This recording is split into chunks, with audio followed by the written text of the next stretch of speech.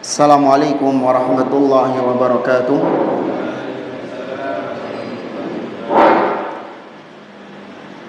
Innal hamdalillah nahmaduhu wa nasta'inuhu wa nastaghfiruh wa na'udzu billahi ta'ala min shururi anfusina wa min sayyiati a'malina. Man yahdihillahu fala mudilla lahu wa man yudlil fala hadiya lahu. Wa ashhadu an la ilaha illallah wahdahu la syarika lah. Wa ashhadu anna Muhammadan abduhu wa rasuluh. Ya ayyuhalladzina amanu taqullaha haqqa tuqatih wa la tamutunna illa wa antum muslimun. Ya ayyuhan nasu taqu rabbakumul ladzi khalaqakum min nafsin wahidah wa khalaqa minha zawjaha wa batha minhuma rijalan katsiran wa nisaa'a wattaqullaha alladzi tasaaluna bihi wal arham innallaha kana 'alaikum raqiba. Ya ayyuhalladzina amanu taqullaha wa qulu qawlan sadida yuslih lakum a'malakum wa yaghfir lakum dhunubakum wa man yuti'illaha wa rasulahu faqad faza fawzan 'azima. Amma ba'd. Fa inna asdaqal hadithi kitabullah wa khairal hadi hadi Muhammadin sallallahu alaihi wasallam wa syarrul umuri muhdatsatuha wa kullu muhdatsatin bid'ah wa kullu bid'atin dhalalah wa kullu dhalalatin finnar. Ma'asyiral muslimin, ikhwani fillah wa akhwati rahimani wa rahimakumullah. Alhamdulillah, segala puji bagi Allah Subhanahu wa taala yang karena limpahan nikmat dan taufiknya kita di pagi hari ini dipertemukan oleh Allah Subhanahu wa taala di dalam salah satu taman dari taman-taman surga yang ada di dunia, yaitu majelis ilmu. Maka kita memohon kepada Allah Subhanahu wa taala agar Allah Azza wa Jalla memberikan kepada kita ilmu yang bermanfaat dan amal-amal soleh yang diterima olehnya. Innahu huwar rahmanur rahim. Tak lupa juga salawat serta salam semoga senantiasa tercurahkan kepada Nabi sallallahu alaihi wasallam beserta seluruh keluarga beliau, istri-istri beliau, putra-putri beliau, para sahabat-sahabat beliau, dan seluruh umat beliau yang mengikuti beliau hingga akhir zaman, yang semoga kita semuanya digolongkan oleh Allah sebagai umat Nabi Muhammad sallallahu alaihi wasallam. Nabi sallallahu alaihi wasallam bersabda, la yashkurullaha man la yashkurun nas. Tidaklah bersyukur kepada Allah seseorang yang tidak berterima kasih kepada orang lain. Maka kami ucapkan jazahumullahu khairan.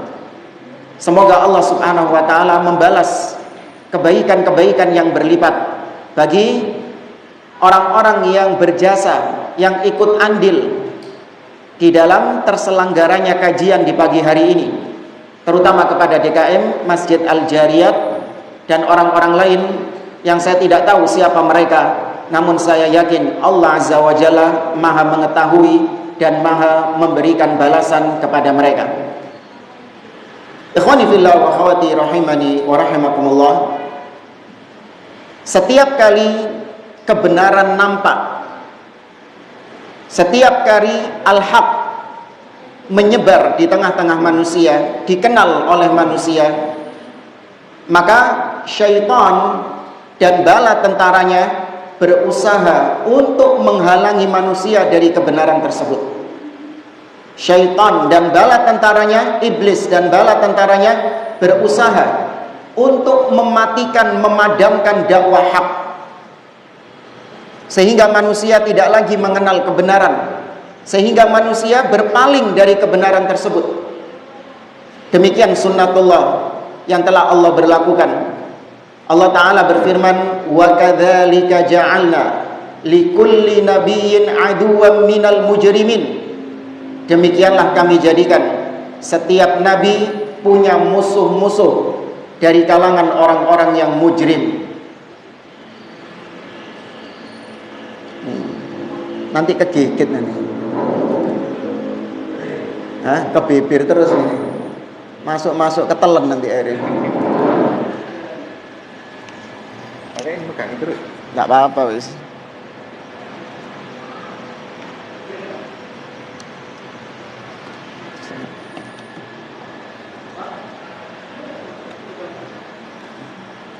Ya, jazakallah khair. Terus baik, kita ulangi. Setiap kali kebenaran nampak, maka syaitan berusaha untuk menghalangi manusia dari kebenaran tersebut. Allah berfirman dalam surah Al-An'am, "Wa kadzalika ja'alna likulli nabiyyin aduwan syayatinal insi wal jin yuhi ba'duhum ila ba'din zukhrufal qawli ghurura." Demikianlah kami jadikan setiap nabi memiliki musuh-musuh berupa setan-setan dari kalangan jin dan manusia. Mereka membisikkan, sebagian mereka membisikkan kepada sebagian yang lain dengan kalimat-kalimat yang indah, yang menipu manusia, memalingkan manusia dari jalan Allah Subhanahu wa ta'ala. Dan kita dapati di zaman sekarang demikian yang dilakukan oleh iblis dan bala tentaranya dari kalangan syaitan jin dan setan manusia. Ketika dakwah sunnah, dakwah tauhid mulai dikenal oleh kaum muslimin, dakwah tauhid, dakwah sunnah, dakwah salafiyah mulai menyebar di antara kaum muslimin, maka syaitan, iblis tidak tinggal diam. Mereka berusaha untuk menghalangi manusia dari dakwah tauhid, menghalangi manusia dari dakwah sunnah. Dengan cara apa? Dengan cara mereka menyebarkan syubhat, menyebarkan kedustaan-kedustaan yang mereka nisbatkan, yang mereka tuduhkan kepada dakwah salafiyah. Supaya apa? Supaya kaum muslimin memandang buruk dakwah salafiyah. Mereka tidak akan mau mengikuti dakwah salafiyah yang hak ini. Dituduh dakwah salafiyah adalah wahabi, dituduh dakwah salafiyah adalah murji'ah, ya, radikal. Dakwah salafiyah mujassimah. Dakwah salafiyah itu adalah bibit-bibit teroris katanya. Ya, dakwah salafiyah itu memecah belah umat. Dakwah salafiyah itu tidak cinta kepada Nabi SAW, anti solawat kepada Nabi SAW, dan tuduhan-tuduhan lain yang insya Allah akan kita bahas sebagiannya. Karena saking banyaknya tuduhan-tuduhan tersebut, maka nggak semuanya akan kita bahas dalam pembahasan kajian pagi hari ini. Para jamaah rahimani wa rahimakumullah, sebenarnya kajian kita ini adalah ringkasan dari apa yang disampaikan oleh Syekh Abdul Aziz Ar-Rayis hafizahullah ta'ala dengan judul Kashfus Syubuhatil Asriyah an Ad-Da'watis Salafiyah. Ada kajiannya di YouTube, ya, kalau yang bisa bahasa Arab bisa menyimak kajian dari Syekh Abdul Aziz Ar-Rayis hafizahullah ta'ala. Tapi nggak semuanya kita sampaikan. Bahkan ada sebagiannya yang nggak kita sampaikan dan justru kita tambahkan. Karena mengingat beberapa yang beliau sampaikan, syubhat-syubhat ahlil bid'ah yang beliau sampaikan itu nggak populer di negeri kita. Seperti misalnya, ya, ada yang tahu nggak kalau dakwah salafiyah dituduh sebagai al-jamiyah, bukan jahmiyah, bukan, dituduh sebagai jamiyah. Nggak populer kan di sini kan? Iya. Tapi kalau di Saudi sana populer. Ya, dakwah salafiyah, dai-dai yang mengajak manusia kepada al-haq, mereka dituduh jamiyah, yaitu nisbah kepada seorang ulama yang bernama Muhammad Aman Al-Jami. Ini nggak populer di sini. Ya, maka itu kita ganti dengan syubhat-syubhat yang lain. Tadi dakwah salafiyah di negeri kita dituduh memecah belah umat. Dakwah salafiyah dituduh anti solawat. Ya, dakwah salafiyah dituduh tidak mencintai Nabi SAW. Apalagi di bulan-bulan seperti sekarang. Wah, tambah kencang tuduhan dakwah salafiyah itu tidak cinta kepada Nabi SAW. Tapi sebelum kita memulai beberapa syubhat tersebut, maka kita awali terlebih dahulu dengan muqaddimah. Di sini Syekh Abdul Aziz Ar-Rayis memberikan sekitar 4 muqaddimah.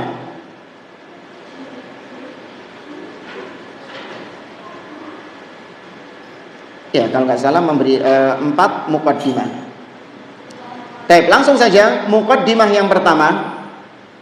Kata Syekh Abdul Aziz Ar-Rayis hafizahullah taala, beliau mengatakan al-ismatu fis salafiyah wa laysat fi afradis salafiyyin. Fas salafi qad yusibu wa yukhti. Yang harus kita pahami bersama bahwa maksum gak mungkin salah itu adalah konsep dalam manhaj salaf. Ya, manhaj salaf itu pasti hak, pasti benar. Tidak ada kekeliruan, tidak mungkin salah. Ya, konsep salaf ini berarti kalau kita katakan konsep salaf, manhaj salaf, berarti adalah metode beragamanya Nabi dan para salaf. Akidah yang dipegang oleh Nabi dan para salaf, maka itu pasti hak, pasti benar. Tidak ada keraguan di dalamnya, tidak ada kekeliruan di dalamnya. Namun individu-individu salafiyin, orang-orang yang berada di atas manhaj salaf, bisa keliru enggak? Bisa keliru. Ya, ini nanti penting. Kalau kita paham tentang konsep ini, nanti kita akan membantah syubhat orang-orang yang menuduh kita ini mengkapling surga. Ada nggak tuduhan kayak gitu? Ya, dakwah salaf atau salafi itu orang-orang yang suka mengkapling surga. Deetok sing paling bener. Yang selain dia dianggap sesat, dianggap salah, dianggap ahlil bidah. Ya, ini muncul statement seperti ini dari seorang dai yang katanya mantan salafi. Sudah tobat dari salafi. Ya, di Malang sana. Ya. Ya, katanya salafi itu mengkapling surga, merasa paling benar, yang lain salah. Maka kita jawab di sini bahwasanya dakwah salafiyah, manhaj salaf itu pasti benar. Adapun orang perorangannya itu bisa salah dan bisa benar. Nabi atau Imam Malik bin Anas rahimahullahu taala pernah mengatakan, kullu qaulin yukhad wa yutrad illa sahibu hadzal qabr. Semua pendapat bisa diambil dan bisa ditolak, siapapun dia, kecuali pendapat atau ucapan orang yang dikubur ini. Beliau menunjuk kuburnya siapa? Rasul Shallallahu Alaihi Wasallam. Ya, maka siapapun itu bisa salah, bisa keliru. Ucapannya bisa kita terima dan bisa kita tolak, kecuali Nabi Shallallahu Alaihi Wasallam. Maka kata beliau, lidzalika la yuhtaju 'ala salafiyah bi khata'i fardin min afradiha kama la yuhtaju 'alal Islam bi khata'i fardin minal muslimin. Maka nggak boleh seseorang menyandarkan kepada dakwah salafiyah dengan maka nggak boleh kalau ada seorang salafi yang keliru, yang salah, yang berbuat dosa, maka nggak boleh kekeliruannya ini dinisbatkan kepada manhaj as-salaf. Bisa dipahami nggak maksudnya? Ada seorang salafi, oknum, keliru, berdosa, berbuat salah, bermaksiat misalnya, maka kekeliruannya tidak boleh dinisbatkan kepada manhaj salafnya. Sebagaimana kalau ada seorang muslim berbuat salah, boleh nggak kesalahannya kita sandarkan kepada agama Islamnya? Nggak boleh. Maka dakwah salafiyah berlepas diri dari kekeliruan oknum-oknum yang melakukan kesalahan dan kekeliruan. Manhaj salaf berlepas diri. Sebagaimana agama Islam berlepas diri dari seorang muslim yang berbuat salah, berbuat keliru. Paham jamaah? Kok antum bingung gitu? Bisa dipahami ya? Gampang kan? Ya. Baik, kemudian muqaddimah yang kedua. Al-intisabu ila salafiyah la tazkiyatun bin nafsi bal litamayuz. Kata beliau, menisbatkan diri kepada dakwah salafiyah, menisbatkan diri kepada manhaj salaf, itu bukan berarti maknanya merasa suci, merasa bersih dari dosa. Enggak. Menisbatkan diri kepada manhaj salaf itu tujuannya adalah untuk tamyiz, membedakan diri dengan ahli bid'ah. Saya ulangi. Seorang menisbatkan diri kepada manhaj salaf dengan mengatakan saya salafi.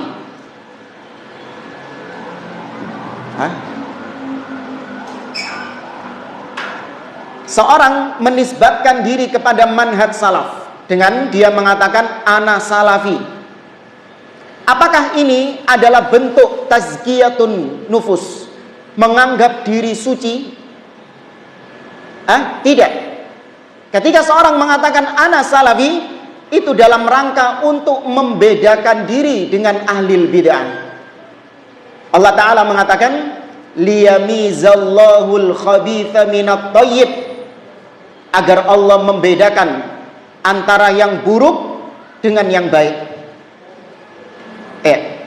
Fahuwa liyu'raf al-haq wa ahluh fayattabi'u wa liyu'rafil batil wa ahluhu fayajtanibu. Seorang ketika dia menisbatkan diri kepada manhaj salaf, itu tujuannya adalah supaya manusia mengenal mana yang hak dan mana orang-orang yang di atas kebenaran, supaya diikuti sama manusia kebenaran itu. Dan supaya orang-orang yang batil dikenal kebatilannya, supaya mereka manusia menjauh dari kebatilannya tersebut. Kalau tidak dibedakan, wis talah, gak usah ono salafi, ahli bid'ah, gak usah, wis kabeh pokoknya muslim. Kira-kira orang-orang paham, orang-orang bisa membedakan gak mana yang hak dan mana yang batil? Gak bisa. Maka harus ada namanya tamayuz, membedakan diri dengan ahli bid'ah. Dengan kita menisbatkan cara beragama kita dengan cara beragamanya para salaf. Kita mengatakan ana salafi. Sekali lagi bukan dalam rangka kita menyombongkan diri, menganggap diri pasti suci, pasti benar, pasti masuk surga, enggak. Ya, tapi sekali lagi tujuannya adalah untuk tampil beda, membedakan diri dengan ahli bid'ah. Kama anna ar-rajul intasaba ila sunnah fayaqulu ana sunni fahadha min babil ikhbar wat tamayuz. Seperti ketika seorang misalnya mengatakan saya seorang ahlus sunnah, seorang sunni. Ketika dia mengatakan saya seorang sunni, maka itu tujuannya adalah untuk mengabarkan kepada orang lain bahwa saya beragama, berpegang dengan sunnah. Tidak sebagaimana orang-orang pada umumnya beragama, mereka berpegang dengan ucapan fulan dan fulan, mereka berpegang dengan pendapat fulan dan fulan. Ana enggak, ana sunni, yaitu berpegang dengan sunnah. Ya, jadi tujuannya untuk apa tadi? Tamyiz, membedakan cara beragamaku gak podo ambil cara beragamamu. Itu seakan-akan kita mengatakan demikian. Baik, kemudian yang ketiga, muqaddimah yang ketiga, kashfus syubuhat an da'watil haq wajibun 'alal ulama wa tullabil ilm wa ghairihim. Membantah syubuhat, menyingkap syubuhat. Apa syubuhat ini? Perkara yang samar-samar. Ya, kayak tadi kita dituduh apa tadi bisa nyebutkan? Ahlus sunnah dituduh memecah belah umat Islam. Ini masih remang-remang nih. Apa maksudmu memecah belah ini? Karena di satu sisi ada makna yang benar, tapi di sisi lain ada makna yang keliru. Maka kewajiban seorang ulama, seorang alim yang memiliki ilmu, atau seorang penuntut ilmu, maka kewajibannya adalah menyingkap syubhat tersebut. Ya, syubhat ini ibarat sesuatu yang masih berkabut, sesuatu yang samar-samar, sesuatu yang masih ngeblur. Maka oleh para ulama disingkap sehingga menjadi jelas, menjadi terang benderang syubhat itu. Ya, maka ini hukumnya wajib bagi para ulama. Lidzalika ishtahara ahlus sunnah as-salafiyyin birrududi 'alal mukhalifin.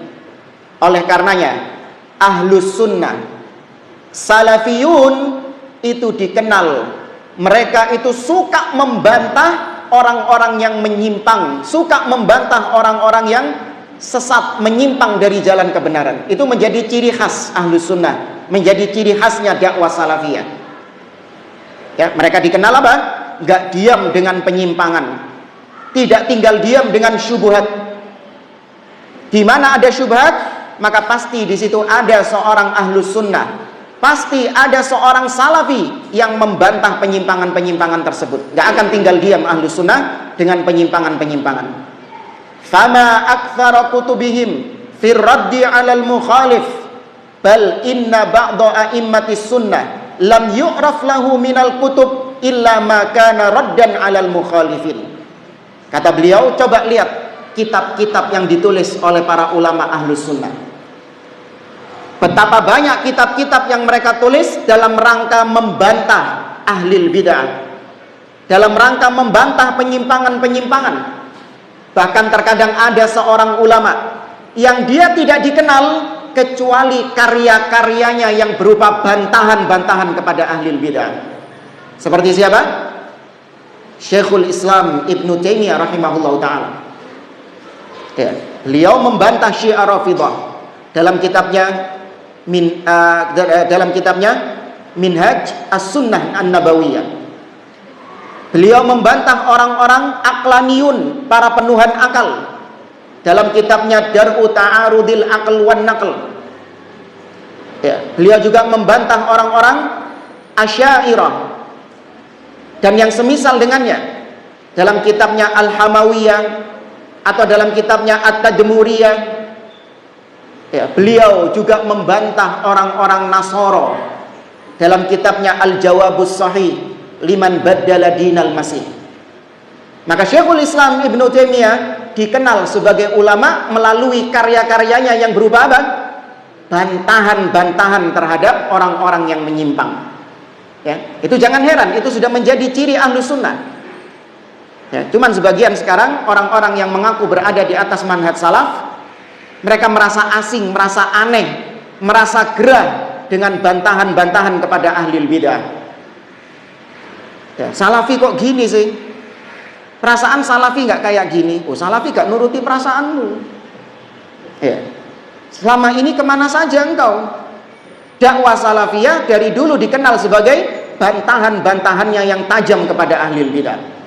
Ini nggak bisa dirubah. Sampai kapanpun ini ciri dakwah salafiyah.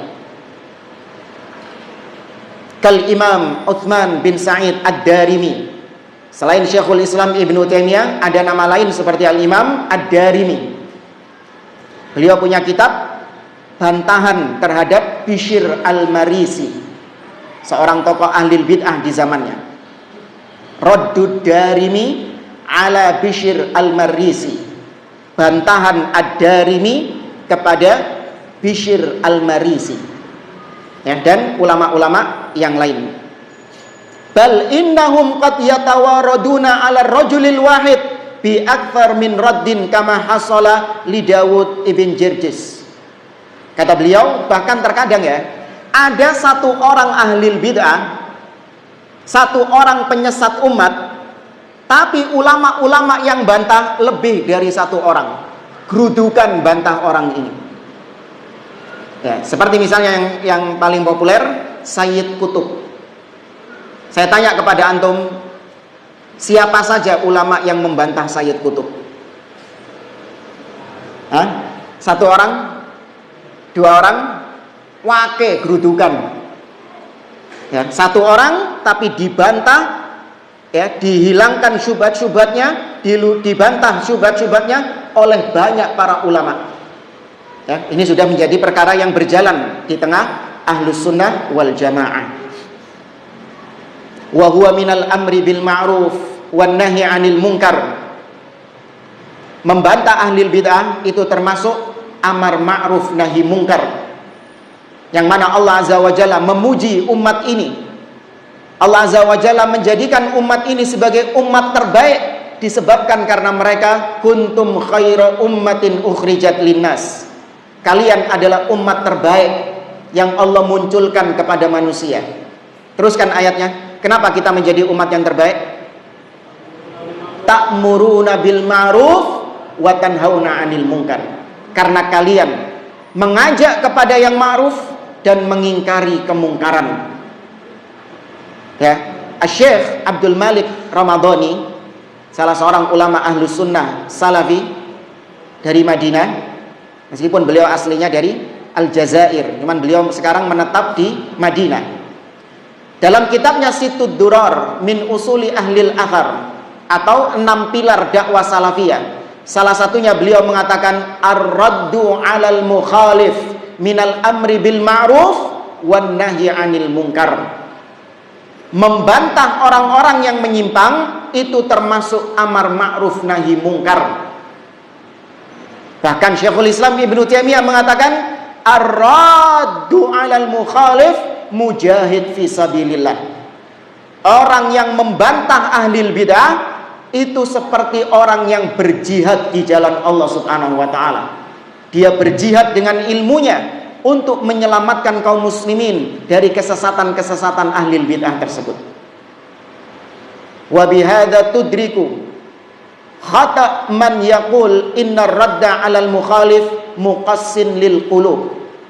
Dari sinilah kita tahu kekeliruan sebagian orang yang mengatakan wahai fulan, membantah ahli bid'ah, dikit-dikit membantah ahli bid'ah itu bisa membuat hati mengeras katanya. Ya, ada ucapan sebagian orang seperti itu. Mereka sama sekali nggak mau ada bantahan-bantahan. Ya, mereka maunya adem ayem, ya kan, tenang, damai, tentrem, sentosa, bahagia. Ya, nggak mau cari ribut-ribut. Ya, maka kita jawab, loh enggak, kita membantah ini bukan cari ribut, tapi membantah ahli bid'ah ini memang bagian dari apa? Din, bagian dari agama. Seandainya memang Allah tidak memerintahkan demikian, tidak akan kita lakukan bantahan kepada ahli bid'ah.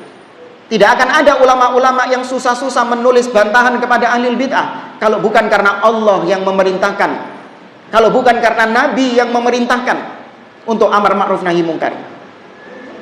Ya, maka kata beliau, ada orang-orang yang menuduh membantah itu bisa menyebabkan hati kita menjadi keras katanya.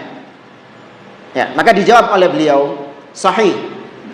Man akhadha Qur'anahu wa akhadha yataladzat bitilawatihi aw khala bidzikrillah wa du'ai qad yajid fi qalbihi riqqatan wa inkisaran la yajiduha man yaruddu 'alal mukhalif.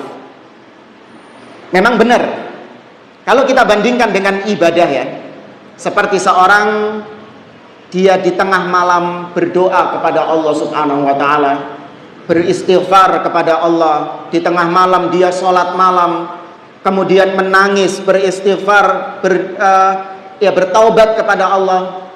Ini dia akan mendapati hatinya semakin lembut. Ya. Kelembutan ini memang tidak didapatkan ketika dia sedang membantah ahli bid'ah. Ya. Sebagaimana kata beliau, seorang yang berjihad di jalan Allah, seorang yang menghunuskan pedangnya kepada orang kafir, ya, seorang yang menghunuskan pedangnya kepada musuh-musuh Allah, lakin hadzal mujahid khairun mimman iktasara ala hadhil ibadatil fardiyah. Coba antum bandingkan antara orang yang berjihad dengan orang yang sholat malam. Kira-kira yang melembutkan hati itu yang mana? Yang berjihad dengan pedangnya, atau yang melaksanakan sholat malam, berdoa sampai guguk-guguk, nangis-nangis? Yang melembutkan hati yang mana? Yang sholat malam. Tapi apakah sholat malam lebih afdol daripada jihad? Mana yang lebih afdol? Jihad. Ya, maka nggak ada kaitannya. Wah, ini melembutkan hati. Kalau membantah itu nggak melembutkan hati. Loh, terus kenapa? Ditinggalkan gitu? Tidak. Ya, kadang ada orang-orang yang sukanya itu tadi lembut-lembut itu. Ini memang syubhatnya lelembut. Ya, bahkan barometer sebagian orang ya, naudzubillah.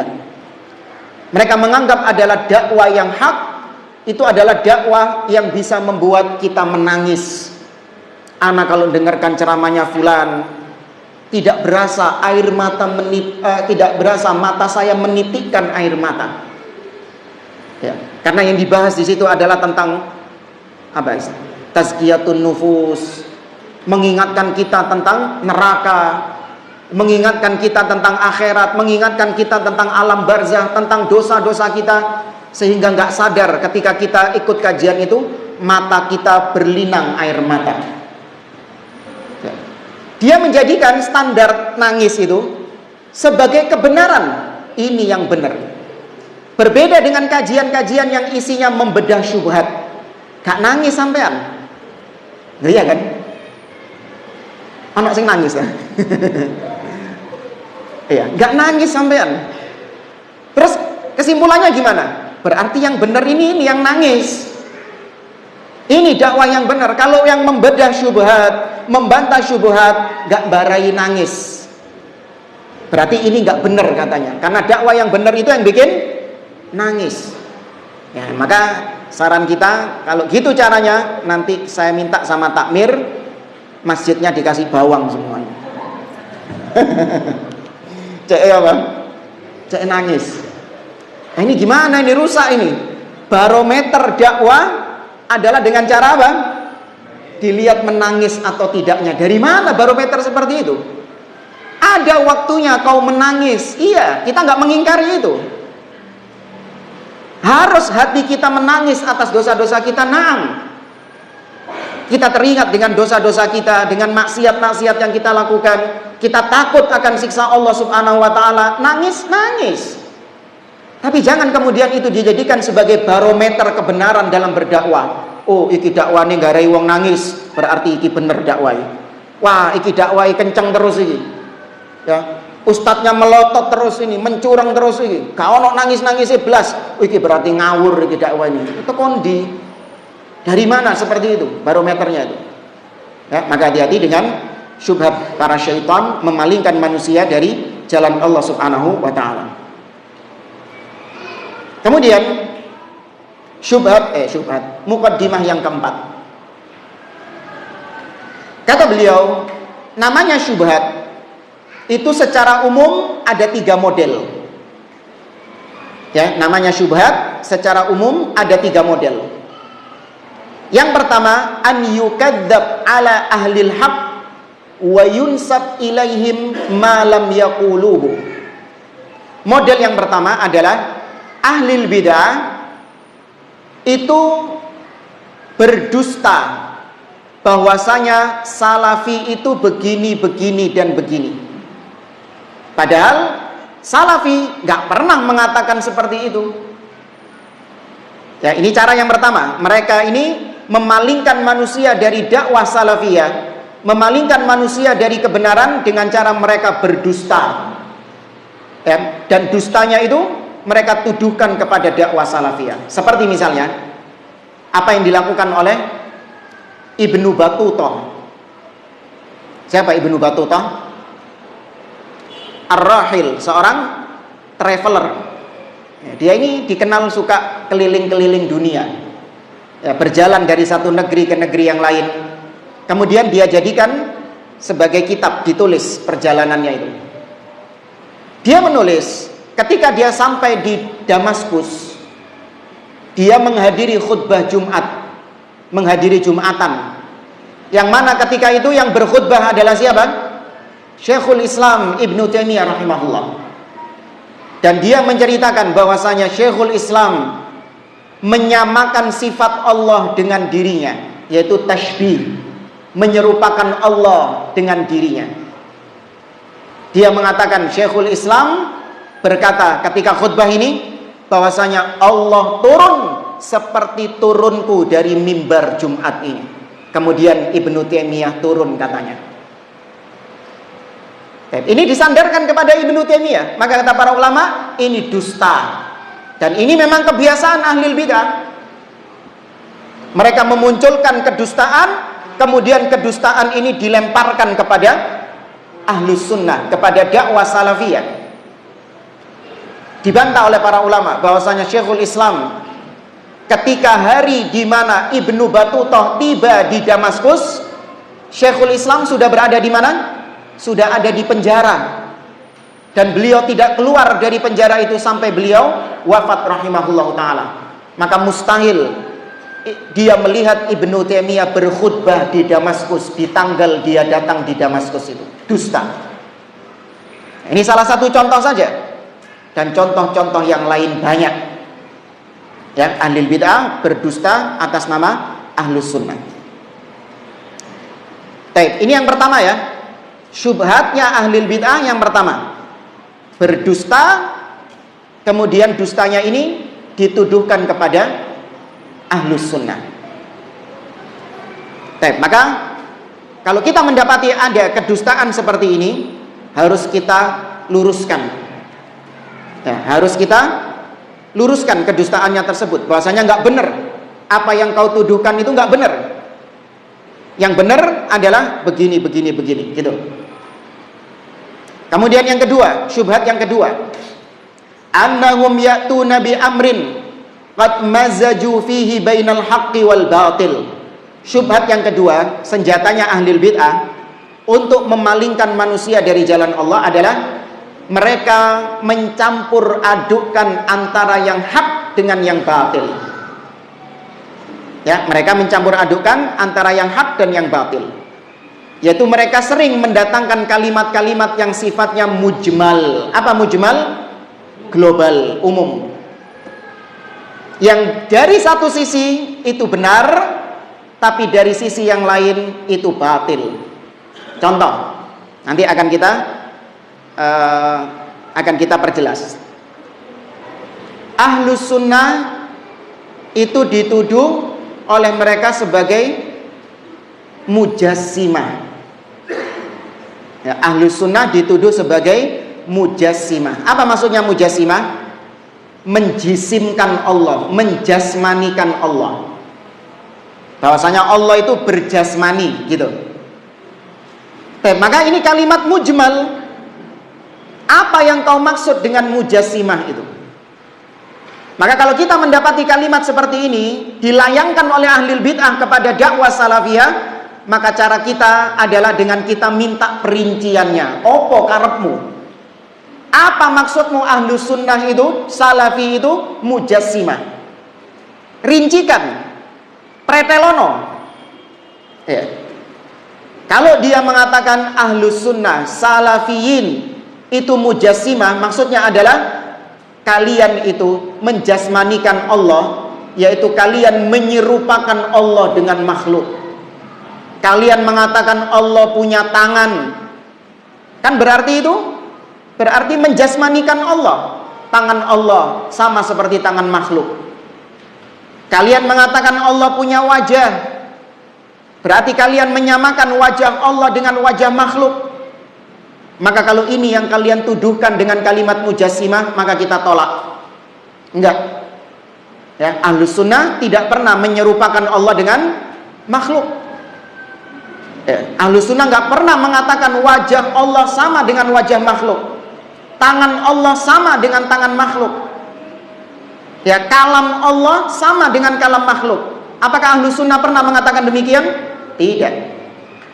Namun kalau yang kalian maksud ahlus sunnah mujassimah adalah ahlus sunnah menetapkan sifat-sifat Allah sebagaimana yang Allah tetapkan di dalam Al-Quran dan Sunnah.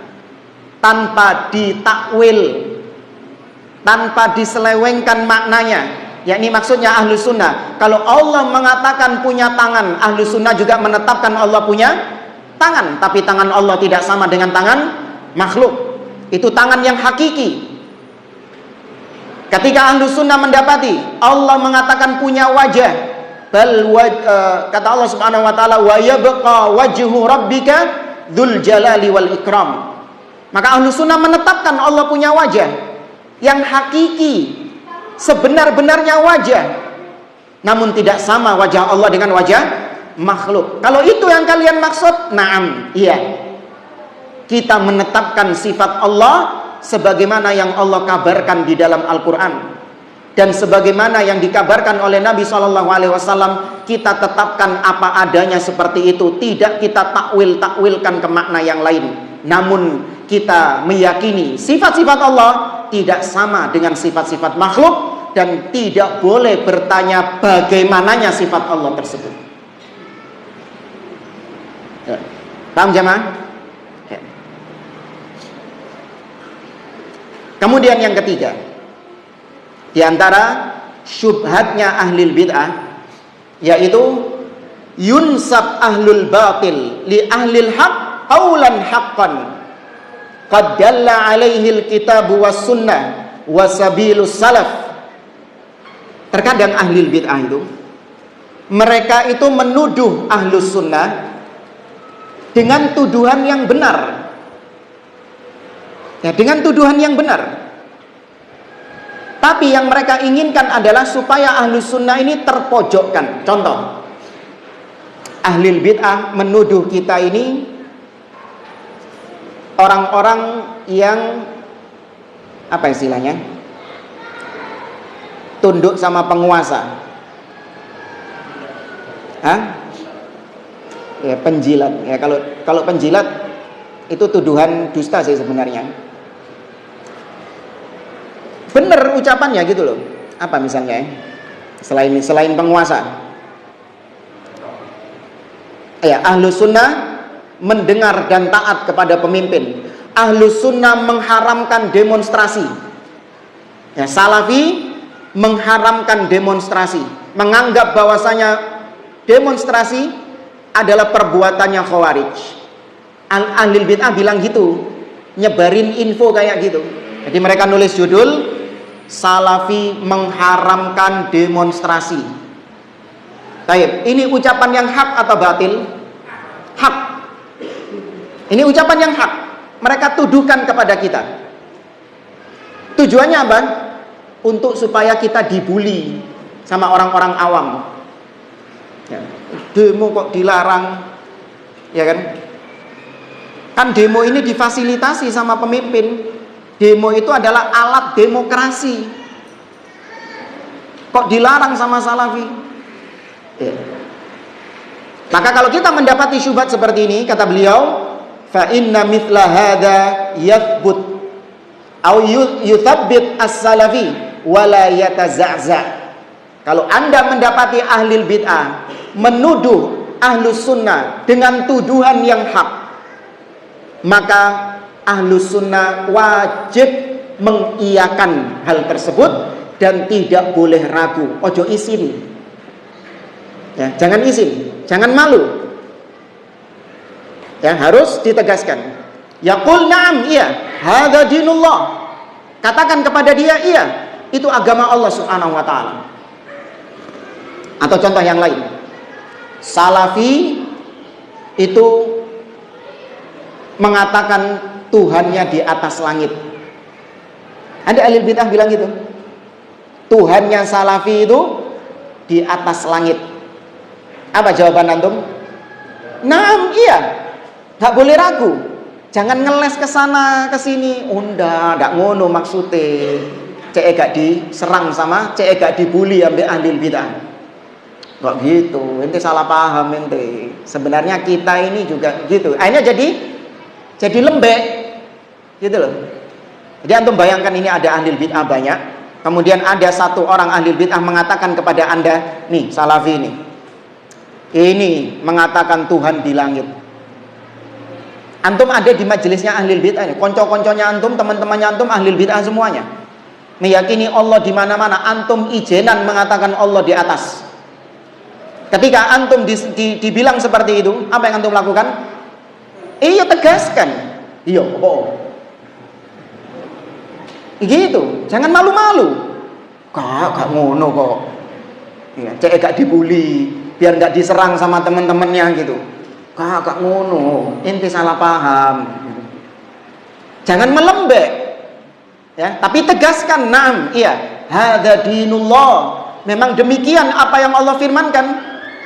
Ya, kata beliau, memang demikian yang Allah firmankan. Kita adalah hamba-hamba Allah dan kita hanya diperintahkan untuk mengimani apa yang Allah firmankan.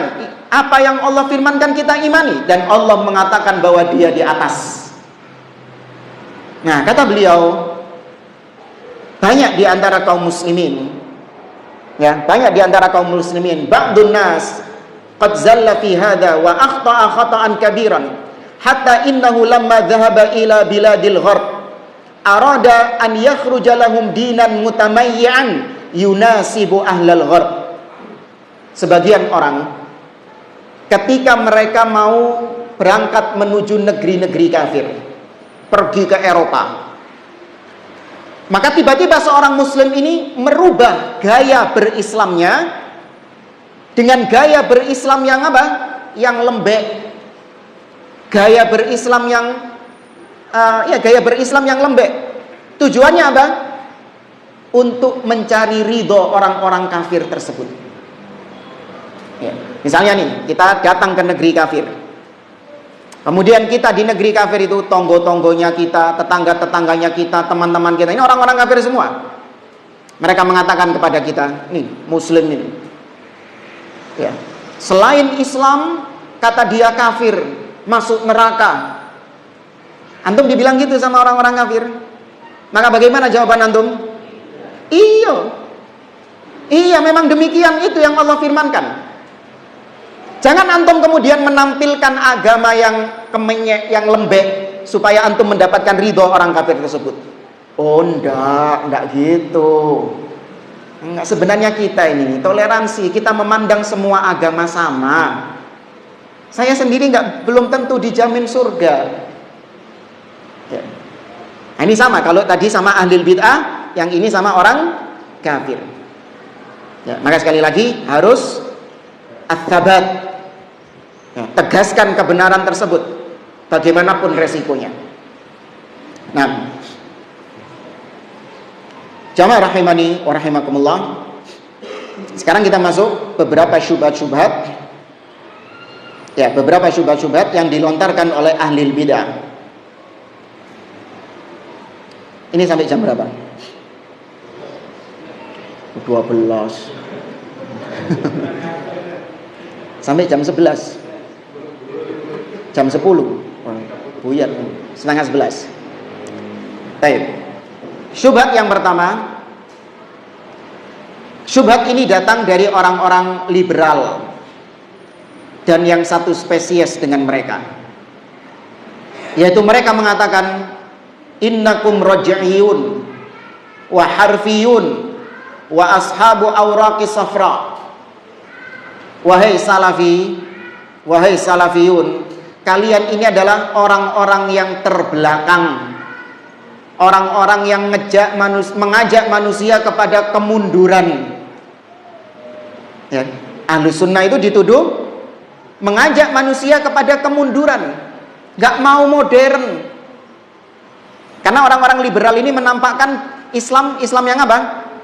Modern. Kan gitu kan gembar-gembornya mereka kan, Islam kita ini Islam yang modern, Islam yang sekarang. Nah, salafi ini ngejak mundur mana ke zaman Nabi. Kita ada di abad ke-15 Hijriah. Ya, kita sudah zaman modern. Sama salafiyin, umat Islam sekarang dijak mundur mana ke abad pertama Hijriah. Kita dituduh menolak modernisasi katanya. Pernah dengar? Ya. Maka dijawab oleh beliau, hadza lafdun mujmal. Ini kalimat yang global juga ini. Ya, ini tuduhan yang global. kalimat yang global. Mal maksud birraj'i? Apa yang kalian maksud dengan umat yang mundur? Kalian menuduh salafiyin sebagai umat yang mundur. Aturid annana mutamassikuna bi kitabin qadim wa sunnatin qadimah ala fahmi salafi qudama. Apakah yang kalian maksud kita ini umat yang mundur hanya gara-gara kita berpegang dengan Al-Quran yang memang sudah lama diturunkan oleh Allah, atau dengan sunnah yang memang sudah lama dipegang oleh Nabi SAW, diucapkan oleh Nabi SAW, dan kita berpegang dengan pemahaman para salaf? Salaf artinya apa? Yang terdahulu. Apakah gara-gara ini kalian menuduh kita sebagai umat orang-orang yang mundur, yang mengalami kemunduran? Sebagian mengatakan lucu, kita ini orang-orang kafir sudah ke bulan, ya kan? Ini salafi ini masih saja membicarakan bid'ah, membicarakan tauhid, ngomongin syirik, ya kan? Ngomongin tentang sifat-sifat Allah Subhanahu wa taala. Orang-orang kafir sudah pada ke bulan, ini salafi ngejak mundur, gak mau berpikir maju, ya kan? Orang-orang kafir sudah pada canggih, kita umat Islam malah diajak mundur sama salafi, ngobrolin tauhid, ngobrolin syirik. Maka kita jawab, biarkan orang-orang kafir ke bulan, nek perlu budalo nang bulan kabeh. Ya. Karena kalau umat Islam kemana? Surga, ke jannah.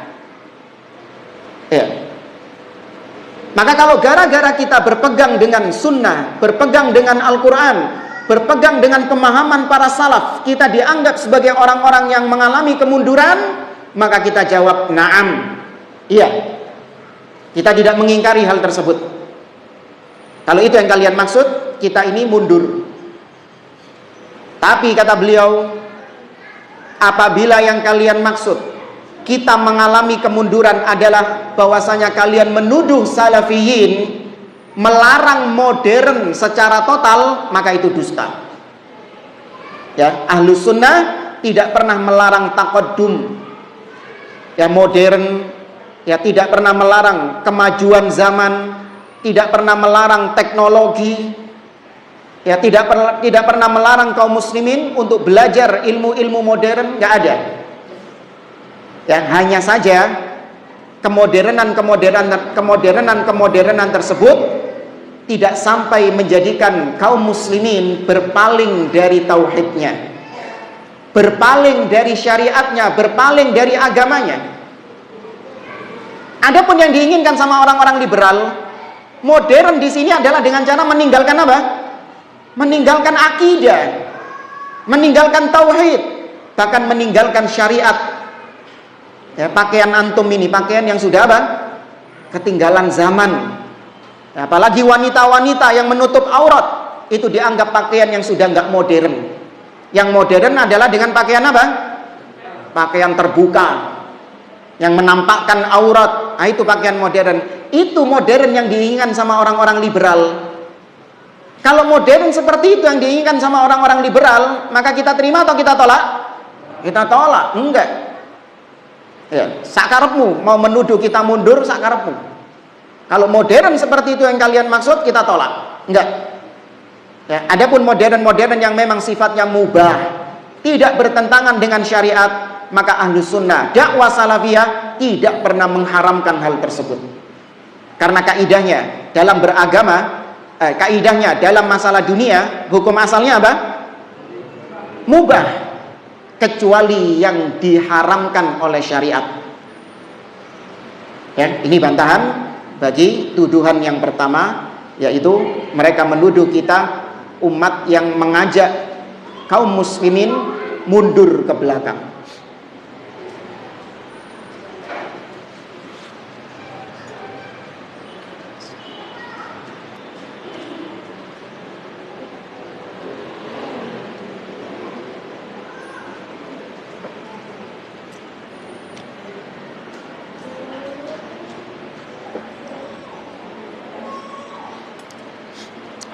Baik. Baik, kemudian yang kedua, mereka mengatakan syubhat yang kedua, mereka menuduh Ahlus Sunnah innakum ahadiyut tawajjuh ma baina aswad wa abyad. Mereka menuduh Ahlus Sunnah itu intoleran. Ya, istilahnya Ahlus Sunnah ini saklek, nggak mau menerima perbedaan-perbedaan. Apa yang mereka anggap benar, maka itu benar. Yang selain itu mereka anggap menyimpang, mereka anggap salah, mereka anggap sesat. Maka kita jawab, ini juga ucapan yang global. Apa yang kalian maksud Ahlus Sunnah itu tidak menerima perbedaan? Apakah maknanya yang pertama, Ahlus Sunnah tidak menerima perbedaan dalam masalah-masalah ijtihad? Maka kalau itu yang kalian maksud, maka itu dusta. Ahlus Sunnah toleransi dalam perbedaan-perbedaan yang sifatnya apa? Ijtihadiyah. Betul nggak jamaah? Nah, Ahlus Sunnah toleransi. Seperti perbedaan antara madhab Hanafi dengan madhab Maliki, dengan madhab Syafi'i, dengan madhab Hambali. Ahlus Sunnah toleransi dengan perbedaan-perbedaan seperti ini. Ya. Ahlus Sunnah menganggap bahwasanya perbedaan dalam masalah-masalah cabang agama seperti ini, maka orang yang menyelisihinya itu harus kita hormati pendapatnya. Tidak boleh kita katakan pendapatnya sesat atau bahkan mengeluarkan dia dari Ahlus Sunnah. Nggak boleh. Dari sini ucapan Imam Syafi'i rahimahullah yang sering disalahgunakan oleh sebagian orang. Imam Syafi'i pernah berkata, qauli shawab yahtamilul khata wa qaulu ghairi khata yahtamilus shawab. Kata Imam Syafi'i, pendapatku benar tapi bisa jadi salah. Pendapat selainku salah tapi bisa jadi benar. Nah, ini pendapat ucapan Imam Syafi'i ini sering digoreng sama orang-orang. Tuh, Imam Syafi'i itu toleransi. Ojo ngerasa bener dewe. Ya kan? Jadilah orang-orang seperti Imam Syafi'i. Lihat Imam madhab ulama-ulama madhab Syafi'i gak pernah menyesat-nyesatkan ulama madhab Maliki. Demikian juga sebaliknya, ulama-ulama madhab Maliki gak pernah menyesat-nyesatkan, membid'ah-bid'ahkan ulama Hambali dan yang lainnya. Maka kita jawab, salah tempat. Jangan menyamakan perbedaan madhab dalam perbedaan dalam masalah cabang dengan perbedaan-perbedaan dalam masalah usul, dalam masalah prinsip. Kalau dalam masalah prinsip agama, iya, Ahlus Sunnah intoleran, tidak memandang, tidak menerima perbedaan. Ya, intoleran di sini kemudian bukan berarti barbar loh, awas loh. Bahkan jamaah, ketidaktoleransian Ahlus Sunnah dalam masalah usul, dalam masalah prinsip agama, itu terkadang diwujudkan dengan cara menghukum ahlil bid'ah tersebut. Seperti yang dilakukan oleh siapa? Ahlus Sunnah tidak menerima perbedaan dalam masalah usul, dalam masalah prinsip. Kalau ada yang berbeda, terkadang Ahlus Sunnah, ya terkadang Ahlus Sunnah yang tidak, terkadang sikap Ahlus Sunnah kepada yang berbeda dalam masalah usul, terkadang dengan hukuman, dihukum pelakunya. Ini tentu khusus buat siapa yang bisa menghukum? Penguasa. Seperti siapa? Umar Ibn Khattab ketika menghukum siapa? Bukan, pencuri kan maksiat. Ini ada orang yang menyesatkan, dipukul sama Umar Ibn Khattab dengan pelepah kurma sampai bercucuran darah mukanya. Siapa nama orangnya? Sobir bin Islin.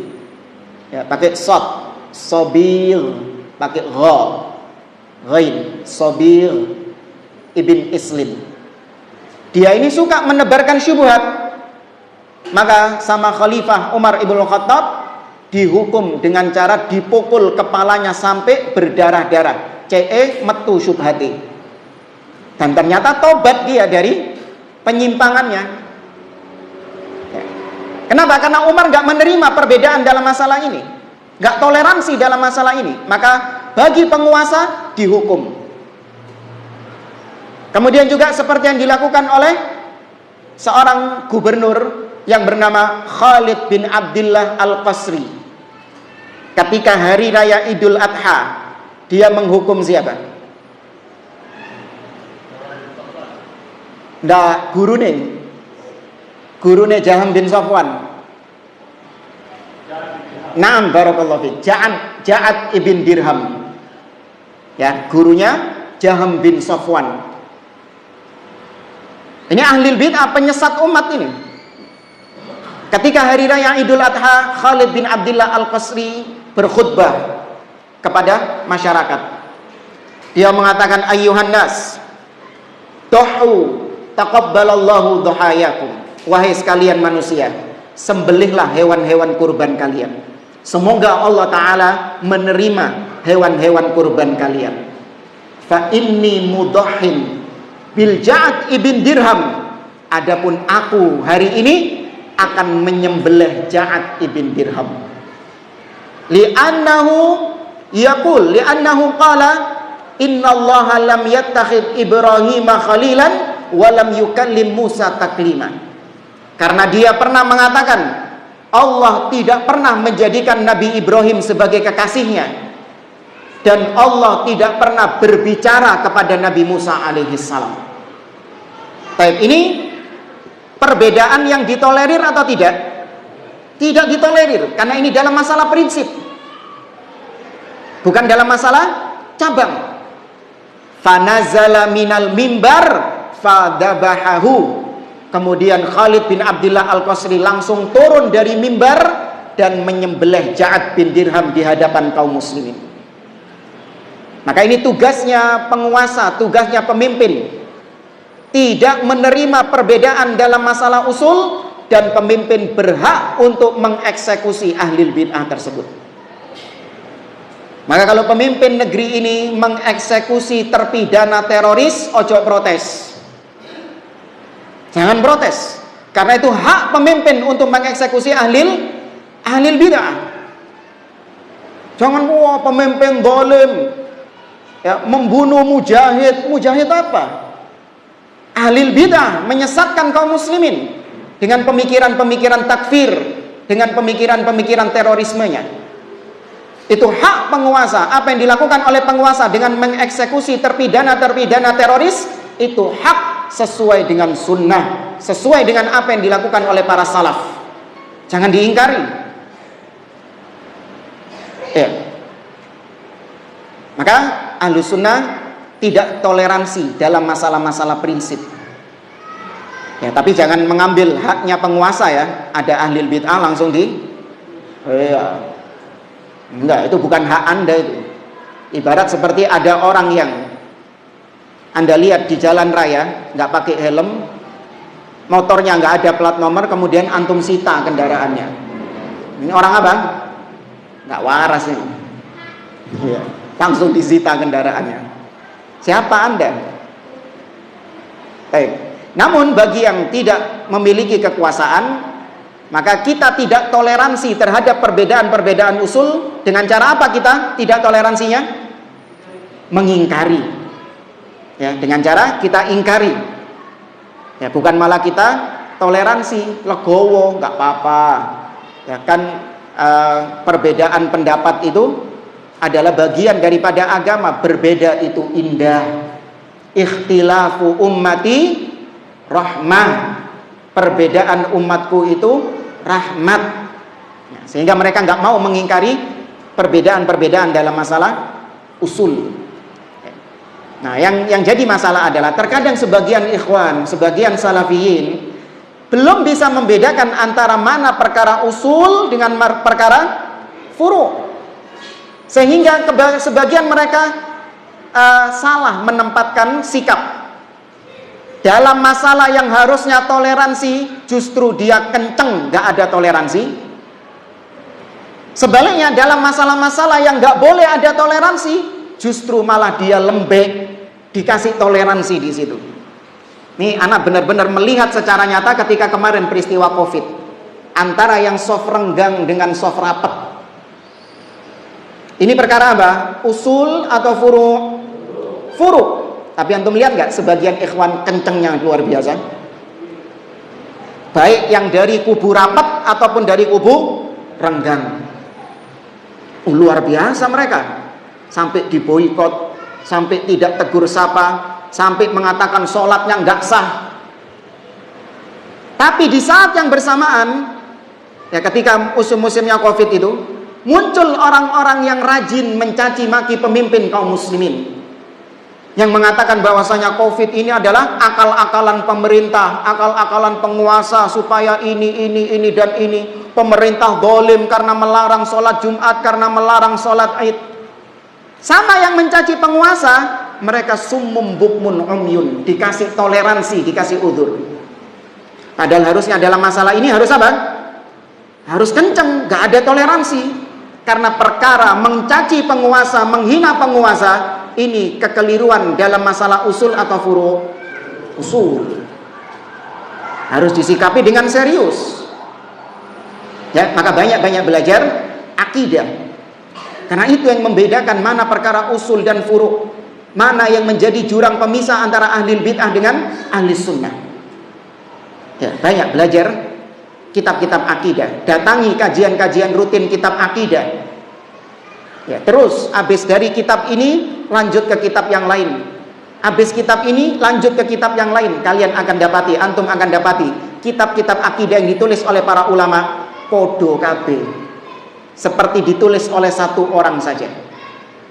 Meskipun mereka berbeda-beda zaman, gak petuk, gak ketemu satu penulis dengan penulis yang lain. Ya, tapi ternyata mereka ketika menulis tentang akidah seakan-akan podo, yang nulis ini, kitab ini dengan kitab ini sama.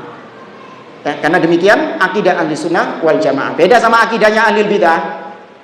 Kalau akidahnya ahli bid'ah, dari kalangan satu saja ahli bid'ah, dari kalangan Asy'ariyah misalnya, antum dapati kitab mereka antara penulis yang satu dengan penulis yang lain beda.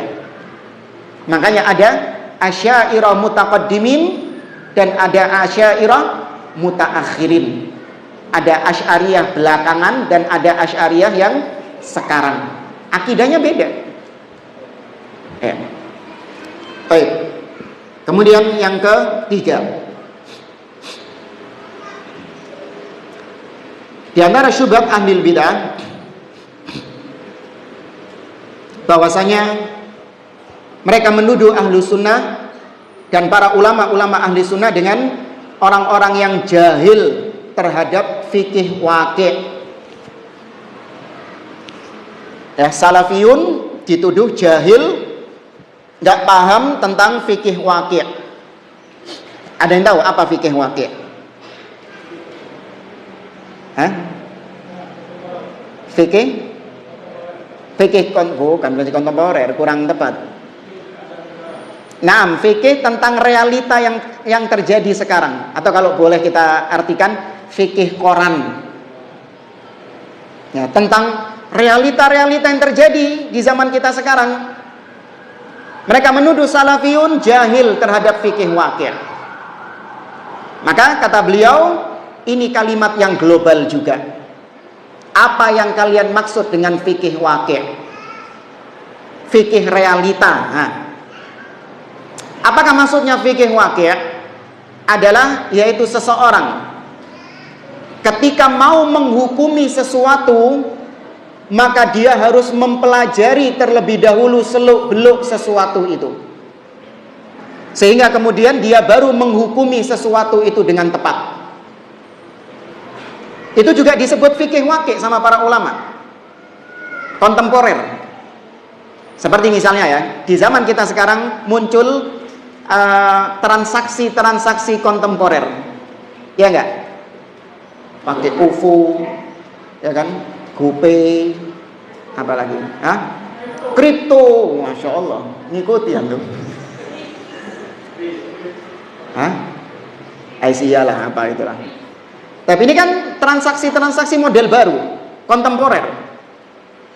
Nah, para ulama ketika ditanya bagaimana hukumnya transaksi dengan menggunakan OVO, GoPay atau tadi pakai kripto, tentu para ulama nggak tahu kan, apa itu kripto, apa itu GoPay, apa itu OVO. Maka mereka mempelajari terlebih dahulu seluk-beluk kripto itu. Dipelajari sama mereka dari berbagai macam sumbernya. Diteliti sama mereka. Setelah itu baru mereka berfatwa bahwasanya hukum GoPay, hukum OVO, hukumnya begini, begini, dan begini. Nah, ketika para ulama mempelajari seluk-beluknya, itu dikatakan sebagai mempelajari fikih waqi'. Kalau itu yang kalian maksud fikih waqi', dan kalian tuduh ahli sunnah nggak tahu fikih waqi', maka kalian dusta.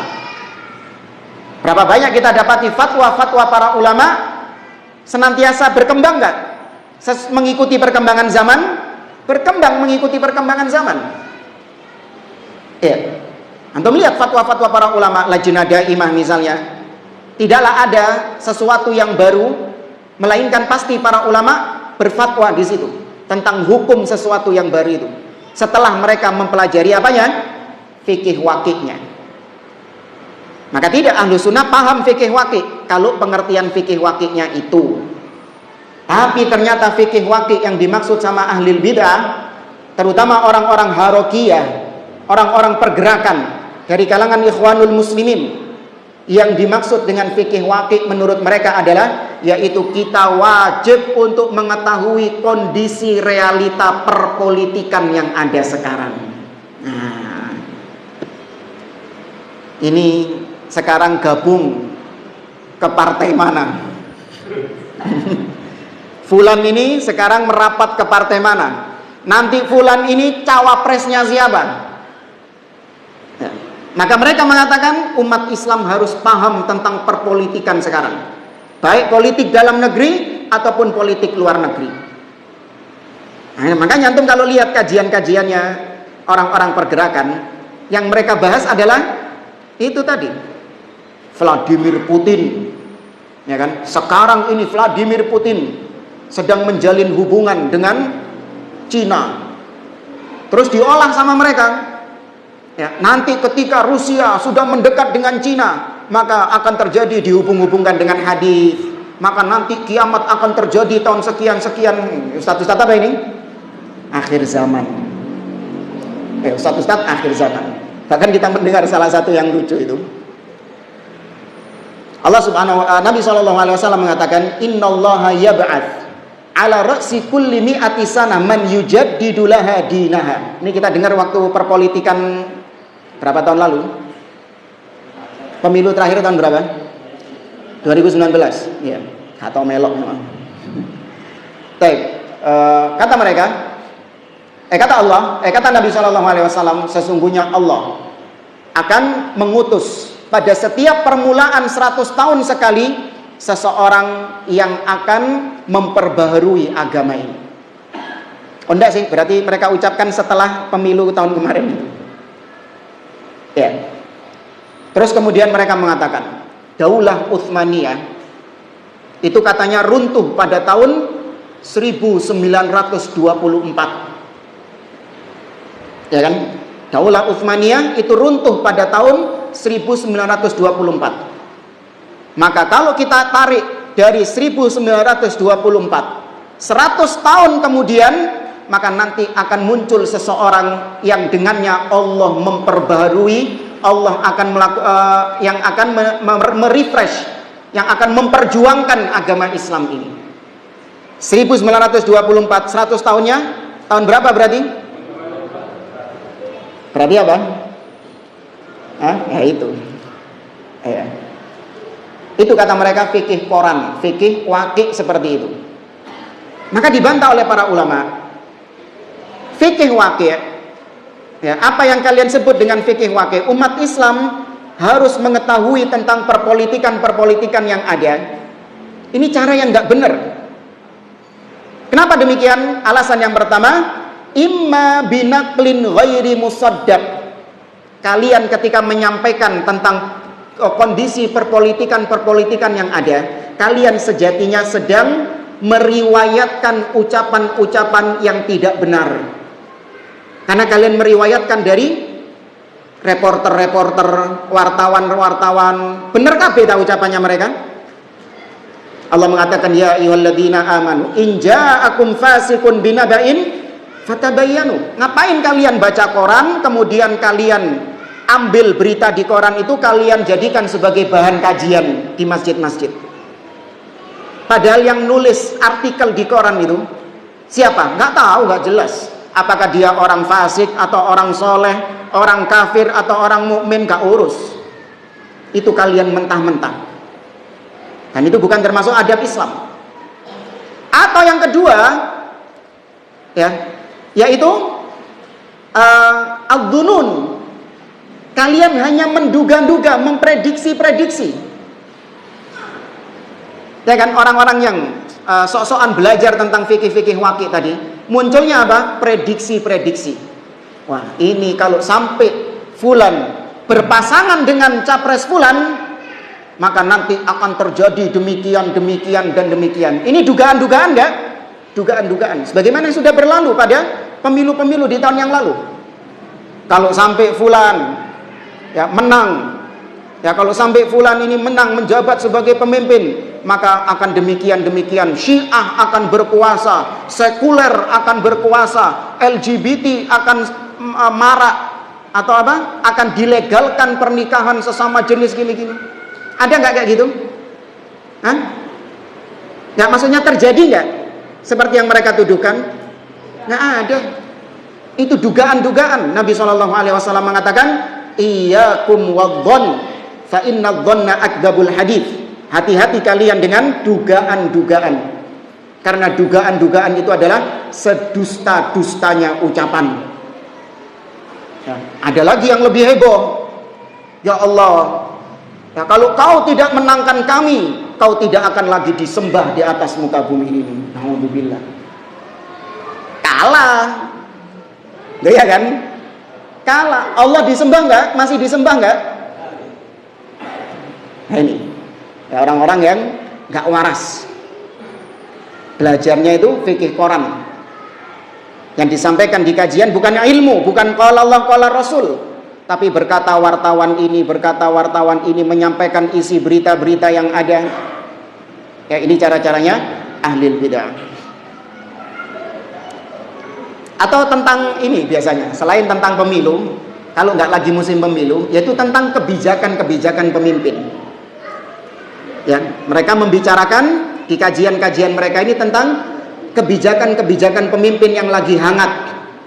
Pemimpin menaikkan harga BBM lah, atau pemimpin mengimpor beras lah, atau apa, itu mereka jadikan sebagai bahan kajian. Kita harus tahu tentang informasi ini. Baik, kalaupun kalian paham tentang informasi ini, bahwa pemimpin akan menaikkan harga BBM, pemimpin akan mengimpor beras, pemimpin akan begini-begini, iso opo kalian. Kalaupun kalian tahu tentang berita-berita seperti itu, terus kalian bisa apa? Bisa apa?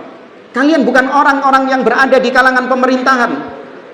Apa manfaat kalian menyampaikan itu kepada kaum muslimin? Kalau bukan tujuannya adalah untuk memprovokasi apa? Memprovokasi kaum muslimin agar membenci penguasa. Ya. Tujuan mereka hanya sebatas untuk supaya kaum muslimin membenci kepada pemimpin, membenci kepada penguasa, sehingga terjadi faudo, huru-hara dalam negeri tersebut. Baik, kemudian syubhat yang keempat, kayaknya nggak nutut jamaah. Baru keempat ini, belum tadi syubhat tentang kita nggak cinta sama Nabi. Cuman antum tahu lah jawabannya lah. Kenapa kita dituduh tidak cinta Nabi? Iya kan? Antum tahu lah jawabannya lah.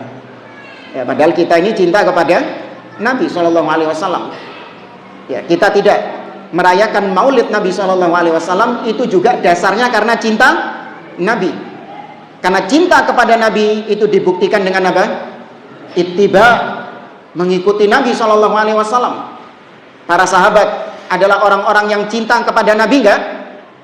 Sahabat orang-orang yang paling cinta kepada Nabi, bukan cuma cinta, mereka adalah manusia-manusia yang paling cinta kepada Nabi Shallallahu Alaihi Wasallam. Nyawa mereka, harta mereka, mereka pertaruhkan demi cinta mereka kepada Nabi Shallallahu Alaihi Wasallam. Namun tidak didapati satupun di antara para sahabat yang merayakan hari kelahiran Nabi Shallallahu Alaihi Wasallam. Maka siapa yang lebih cinta kepada Nabi? Kalian atau para sahabat Nabi Shallallahu Alaihi Wasallam? Maka ada ini ya, para ulama memberikan dialog ringkas bagi orang-orang yang getol memperingati hari kelahiran Nabi Shallallahu Alaihi Wasallam. Maka tanya kepada mereka pertanyaan yang pertama, apakah peringatan Maulid Nabi Shallallahu Alaihi Wasallam itu adalah bentuk ibadah atau maksiat? Takonono ngono. Maulid Nabi adalah ibadah, mendapatkan pahala di sisi Allah atau mendapatkan dosa? Paham ya? Pertanyaan pertama, Maulid Nabi mendapatkan pahala atau mendapatkan dosa? Kalau mereka menjawab mendapatkan dosa, ya wis selesai. Maulid ini mendapatkan dosa. Ya wis mari lapo kon maulidan. Kalau mereka mengatakan enggak, Maulid ini mendapatkan pahala. Karena Maulid ini adalah ibadah, ketaatan kepada Allah Subhanahu wa taala. Baik, lanjut pertanyaan kedua. Apakah Nabi Shallallahu Alaihi Wasallam tahu kalau itu adalah ibadah kepada Allah Subhanahu wa taala?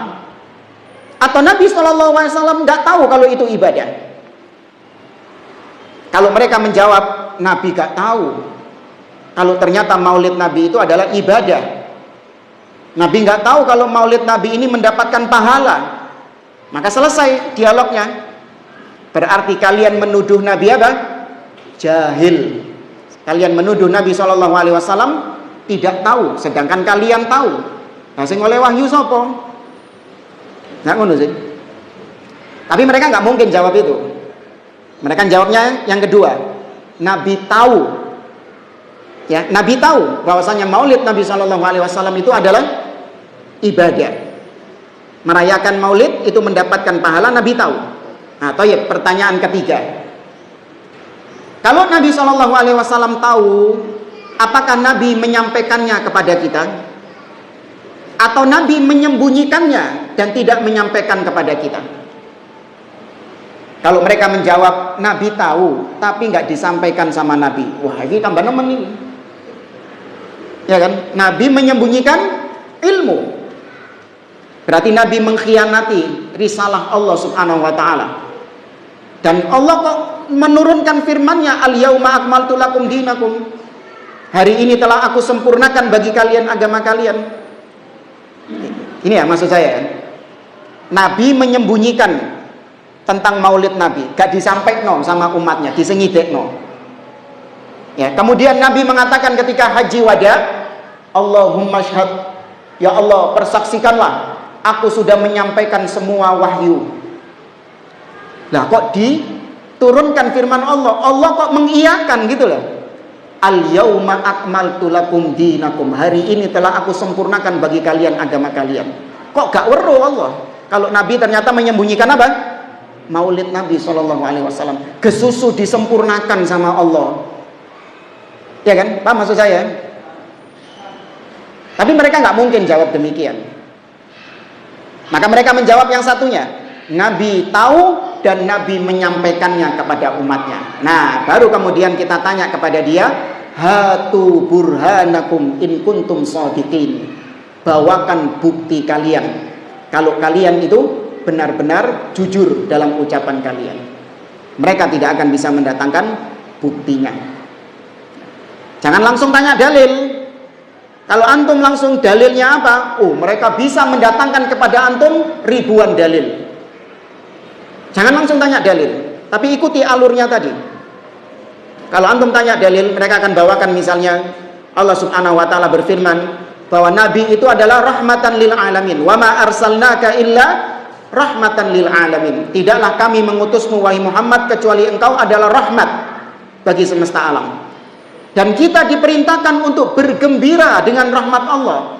Qul bi fadlillahi wa bi rahmatihi fabidzalika falyafrahu huwa khairun mimma yajma'un. Katakanlah, dengan karunia dari Allah dan dengan rahmat dari Allah, maka dengan itu kalian hendaklah bergembira. Tuh. Jadi Nabi rahmat Allah, kita disuruh bergembira dengan rahmat Allah, maka ini bentuk kegembiraan kita dengan rahmat Allah. Anak dalilnya. Tapi yang jadi pertanyaan, sahabat tahu nggak tentang dalil itu? Pasti tahu kan? Kenapa para sahabat nggak kepikiran kalau itu dalil maulid Nabi SAW? Bayangkan ribuan sahabat, satu pun gak ono sing kepikiran nek iku dalile maulid. Nah iya kan? Akankah sahabat kalau menemukan kita di zaman sekarang, kaum muslimin di zaman sekarang yang merayakan maulid, akankah mereka mengatakan satu dengan yang lain, iya yo, gak kepikiran awak dewe mbiyen yo. Iya kan? Abu Bakar mengatakan kepada Umar, gak kepikiran awak dewe. Lapo wae kon niku nek biyen niku. Gak kepikiran. Kalah sama orang-orang zaman sekarang. Iya kan? Akankah seperti itu? Ini gak akan mungkin diucapkan oleh orang yang berakal. Maka kita mencintai Nabi SAW dengan cara kita meninggalkan apa yang ditinggalkan oleh Nabi. Ya, kita mencintai Nabi dengan cara kita meninggalkan apa yang ditinggalkan Nabi SAW. Maka dusta kalau mereka mengatakan bahwasanya kita tidak melaksanakan maulid, berarti kita tidak cinta kepada Nabi SAW. Tapi yang terakhir, berarti nggak ada tanya jawab ya? Oh, materinya belum selesai. Timbangin jawab pertanyaan antum, ya mending menyelesaikan materi kan? Baik, syubhat yang berikutnya, yang kelima berarti ya. Kalian wahai ahlus sunnah, wahai salafiyun, kalian adalah penjilat penguasa. Kalian orang-orang yang hulu berlebih-lebihan dalam mentaati pemimpin. Baik, maka kita jawab, apa yang kalian maksud dengan kita ini berlebih-lebihan dalam mentaati pemimpin? Kalau yang kalian maksud bahwasanya kita ini mentaati pemimpin meskipun itu dalam kemaksiatan, maka itu dusta. Ya, ahlus sunnah hanya mentaati pemimpin dalam yang ma'ruf, yang bukan maksiat. Nabi SAW mengatakan, kata Nabi SAW, man ra'a min amirihi syai'an yakrahuhu falyasbir. Barang siapa yang melihat kemungkaran dari pemimpinnya, maka hendaklah dia bersabar. Fa innahu man faraqal jama'ata shibran. Barang siapa yang memisahkan diri dari pemimpin kaum muslimin, famata, kemudian dia mati, mata mitatan jahiliyah, maka dia mati sebagaimana matinya orang-orang jahiliyah, enggak punya pemimpin, memisahkan diri dari pemimpin. Nabi SAW juga mengatakan, alal mar'il muslim as-sam'u wa ta'ah fima ahabba wa kariha. Wajib bagi setiap muslim dia mendengar dan taat kepada pemimpin, baik perintah yang dia sukai ataupun perintah pemimpin yang tidak dia sukai. Ada perintah-perintah pemimpin yang enggak kita sukai. Contoh, kenaikan harga BBM. Hawa nafsu kita suka apa enggak? Enggak suka. Tapi Nabi mengatakan tetap taati. Kapan kita enggak taat sama pemimpin? Illa an yu'mara bimaksiyah. Kecuali kalau pemimpin memerintahkan kepada kemaksiatan. Fa in umira bimaksiyah fala sam'a wala ta'ah. Kalau pemimpin memerintahkan kepada maksiat, maka tidak boleh mendengar dan tidak boleh taat. Maka kalau kalian menuduh kita taat kepada pemimpin, hulu berlebih-lebihan dalam taat kepada pemimpin, sampai pemimpin memerintahkan yang maksiat kita juga nurut, maka kalian dusta. Ahlus sunnah gak pernah demikian. Ya, tapi ada ustaz teman saya yang katanya salafi gitu. Ah, itu tadi balik ke mukadimah tadi. Kalau ada kekeliruan dari oknum salafi, maka manhaj salafnya terbebas. Kemudian syubhat yang keenam, ahlus sunnah salafiyun. Ya, tadi kalian itu adalah orang-orang yang mengkapling surga, sok paling benar, yang lain dianggap salah, dianggap keliru, dianggap sesat. Salah satunya yang populer itu tadi dari mantan salafi. Baik, maka dijawab. Tadi sebenarnya sudah kita jawab sebagian. Ahlus sunnah salafiyun mengatakan bahwa kita ketika mengatakan manhaj salaf yang paling benar, selain manhaj salaf itu batil, maka yang sedang kita tegaskan adalah jalannya, metode beragamanya Nabi dan para sahabat itu pasti benar. Sedangkan yang tidak beragama, tidak berakidah dengan akidahnya Nabi dan para sahabat, maka kita katakan benar atau salah? Salah, kita katakan salah. Ibarat seperti misalnya antum menerapkan konsep hidup sehat, rajin olahraga, nggak ngerokok, tidur teratur, makanan dijaga, ya kan? Apalagi minum habbatus sauda, madu, propolis, fitness. Antum benar-benar menjaga pola hidup sehat. Sedangkan antum punya teman, dia tidak menjaga pola hidup sehat, ngerokok, suka begadang malam, makan itu sembarangan dia. Iya, yang minyak, kolesterol, yang gula, yang mengandung gula apa dimakan semua sama dia. Nggak menjaga pola hidup sehat. Antum yang menjaga pola hidup sehat, boleh nggak mengatakan kepada dia, kon niku salah cara uripmu itu, pola hidupmu itu salah kayak gitu itu. Antum boleh nggak ngomong kayak gitu? Boleh. Bukan berarti maknanya ketika antum mengatakan cara hidupmu itu salah, pola hidupmu keliru, bukan berarti antum merasa bahwasanya antum lebih sehat daripada dia. Iya kan? Kalau bicara sehat atau enggaknya harus periksa. Bisa enggak? Bisa jadi enggak antum yang menjaga pola hidup sehat, ternyata ketika check up ke dokter apa? Komplikasi, bayangkan itu sudah langsung itu. Ya, yo kolesterol, yo diabetes, asam urat. Dan orang yang tadi teman antum yang nggak menjaga pola hidup sehat, yang ngerokok dan lain sebagainya, mungkin nggak justru dia ketika check up ke dokter sehat? Bisa. Tapi jangan gara-gara kasus ini kemudian antum membenarkan pola hidupnya. Unik ngono yo bener yo ngerokok itu yo. Ya kan? Buktinya apa? Sehat fulan. Iki sing gak rokokan malah loro-loron. Jangan gara-gara kasus ini kemudian Anda membenarkan pola hidupnya, enggak. Tetap kita katakan pola hidup yang ngerokok itu salah, masih yo sehat. Dan kita katakan pola hidupnya orang yang tadi enggak ngerokok, kita katakan pola hidupnya benar, masih yo loro, masih yo sakit. Nah demikian juga ahlu sunnah dengan ahlul bidah.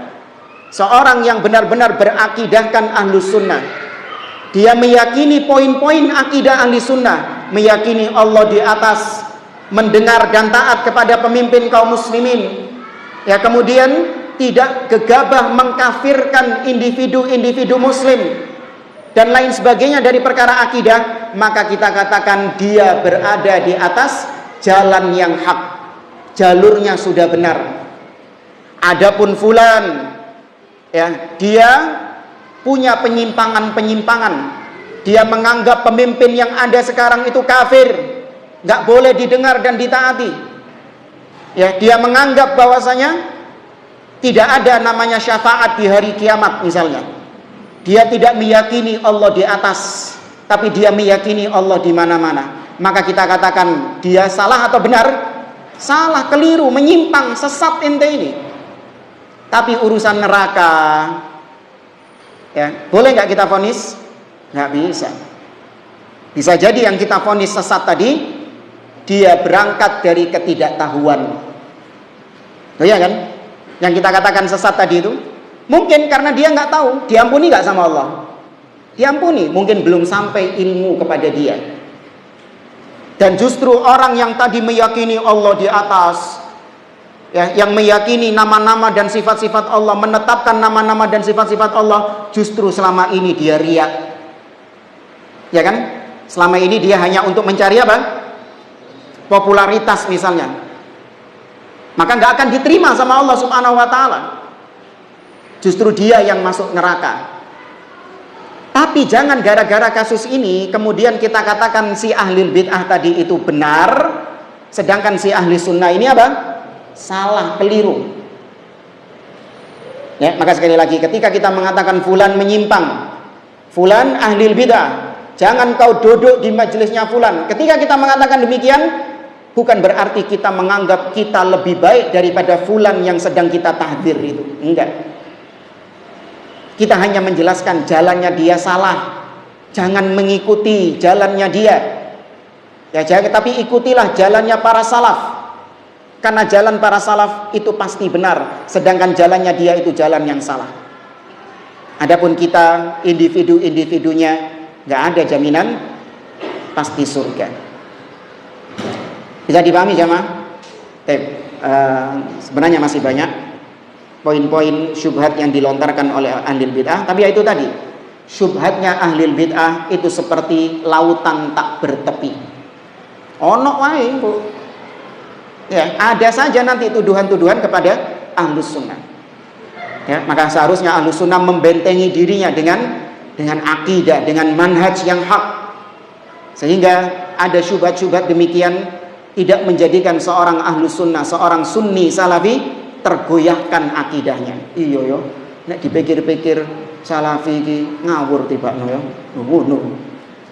Itu kayak yang tobat itu. Bayangkan seorang ustadz ya, yang dia mengaku belajar langsung dari Syekh Muhammad bin Shalih Al Utsaimin sampai pada titik derajat demikian.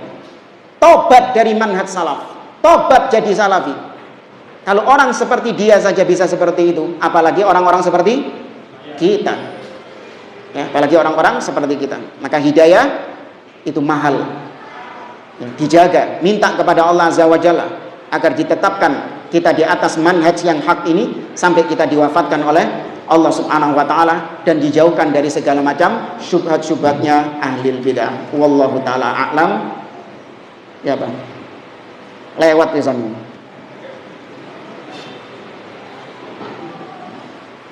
Nah, Ustaz, ini ada pertanyaan yang masuk.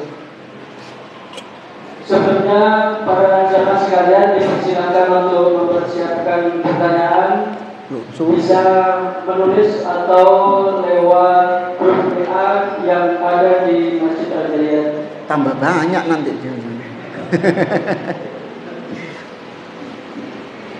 Pertanyaannya sudah masuk.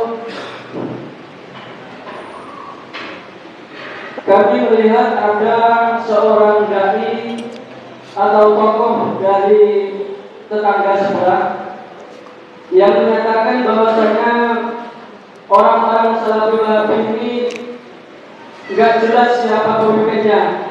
Bagaimana mungkin mau mempersatukan umat kalau nggak jelas pemimpinnya? Kemudian yang kedua, satu-satu sih. Ya, soalnya jawabannya sudah apa? Untuk jawabannya untuk nek ditokno kok tambah mlebu maneh akhire lali. Baik. Kalau dikatakan ahlus sunnah salafi siapa pemimpinnya, maka kita jawab ini membuktikan bahwasanya salafi as-salafiyun dakwah salafiyah memang bukan organisasi. Ya kan? Yang mengucapkan itu siapa? Mereka kan? Ya, maka ini menunjukkan bahwasanya salafiyin itu bukan organisasi. Jazakallah khairan. Entek tambah mana kopi di sana, insyaallah. Ini semakin menunjukkan bahwasanya Ahlus Sunnah memang bukan organisasi. Gak ada pemimpinnya, kemudian wakilnya, bendaharanya, sekretarisnya seperti Islam Jamaah. Ya, antum kalau ikut manhaj salaf disuruh baiat sama siapa antum? Baiat dakwah salafiyah hanya kepada siapa baiat jadi dia berikan? Kepada pemimpin, kepada ulil amri. Tapi kalau ahli bid'ah enggak. Baiatnya kepada imam-imam mereka. Ya, kepada syekh-syekh mereka. kepada tuan guru mereka, itu pemimpinnya. Ya, kalaupun dikatakan siapa pemimpin tertinggi dakwah salafiyah, maka kita jawab panutan tertinggi dakwah salafiyah, pemimpin yang kita ikuti tindak tanduknya, kita contoh, kita teladani hanya siapa? Rasul Shallallahu Alaihi Wasallam. Itu kalau kita mau menjawab siapa pemimpinnya salafiyin, maka Rasulullah Shallallahu Alaihi Wasallam. Kemudian kalau tadi dikatakan bagaimana bisa mempersatukan umat, maka kita jawab ini juga termasuk diantara syubhat itu, karena kita dituduh memecah belah. Katanya umat Islam harus bersatu. Wa'tasimu bihablillahi jami'an wala tafarraqu. Berpeganglah kalian dengan tali Allah dan jangan kalian memecah belah. Kita salafiyin dituduh memecah belah karena kita rajin mengkritik ahlul bidah. Kita rajin membantah syubhat-syubhatnya ahlul bidah. Kita dianggap orang-orang yang gemar memecah belah. Maka kita jawab, kita menyatukan kaum muslimin. Kita mau bersatu dengan kaum muslimin kalau persatuan itu di atas apa? Di atas tauhid, di atas akidah yang sahihah. Baru kita bersatu. Dan itu yang didengungkan oleh dakwah salafiyah. Makanya prioritas dakwah salafiyah itu apa? Tauhid. Ya, kata para ulama, tauhid dengan dakwah tauhid itu bisa menjadikan tauhidul kalimah. Dengan kalimatut tauhid maka akan terwujud tauhidul kalimah. Nah, saya ulangi, ini ungkapan yang bagus dari para ulama. Dengan kalimat tauhid maka akan terwujudkan tauhidul kalimah. Ya, dengan menjadikan Allah sebagai satu-satunya yang disembah, maka akan terwujud persatuan kalimat kaum muslimin. Ya, akan terwujud persatuan kaum muslimin yang hakiki. Ini persatuan yang diinginkan oleh salafiyin. Bukan persatuan hanya sebatas kumpul-kumpul. Wis pokoknya kumpul, yang penting pakai dress code putih-putih semuanya. Ya, kumpul saja, mau dari Syiahnya, mau dari Sufinya, ya, mau dari orang-orang Mu'tazilah, mau dari Jahmiyah, yang penting kita bersatu. Enggak, ini persatuan ala-ala jahiliyah. Sebagaimana dahulu orang-orang musyrikin Quraisy, mereka bersatu dengan orang-orang Yahudi. Padahal secara akidah, sama nggak akidahnya orang Yahudi sama orang musyrik? Nggak sama. Cuman mereka bersatunya gara-gara punya musuh yang sama, yaitu Nabi SAW. Itu ketika perang apa? Ahzab, ketika perang Khandaq. Koalisi, perang koalisi itu. Itu istilah-istilah mereka itu. Ya, bersatunya Yahudi dengan orang-orang musyrikin. Apa yang terjadi? Apakah persatuan ini persatuan yang kokoh? Enggak.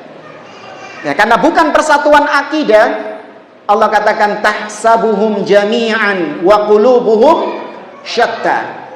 Kalian mengira mereka bersatu, tapi hati mereka, akidah mereka bercerai-berai. Akhirnya cakar-cakaran karepe dhewe. Ya, membaca sejarah perang Khandaq. Cakar-cakaran karepe dhewe. Nah, itulah persatuan yang bukan di atas tauhid, persatuan yang bukan di atas akidah yang sahihah, maka akan bercerai-berai. Itu bukan persatuan hakiki, dan kita nggak mau persatuan-persatuan seperti itu. Ya. Hanya kemarin waktu rame-rame umat Islam bersatu, berapa juta kemarin? Hah? Nggak, berapa juta kemarin? Katanya semua kumpul, katanya dari kalangan ini, dari kalangan ini. Cuman Salafi tok yang nggak mau. Memang Salafi nggak mau bersatu umat Islam, sukanya memecah belah umat Islam. Ketika ada momen persatuan seperti ini, mereka nggak mau ikut. Ya, maka kita jawab, iya, kita nggak mau ikut persatuan yang modelnya demikian. Ya, persatuan yang menjadikan kita akhirnya bungkam. Oh, iya kan? Kalau kita mengatakan bersatu dengan mereka, maka konsekuensinya kita harus bungkam. Mereka mau nyungsep di kuburan, ya, mau nyium-nyium kuburan lah, mau ngalap berkah di kuburan, kita disuruh apa? Diam demi untuk persatuan umat. Hak atau batil yang seperti ini? Batil. Ya. Harus diingkari kesyirikan mereka, harus diingkari kebid'ahan mereka, dan itu menjadikan kita berpecah belah dengan mereka, berpisah dengan mereka. Nah, wallahu a'lam.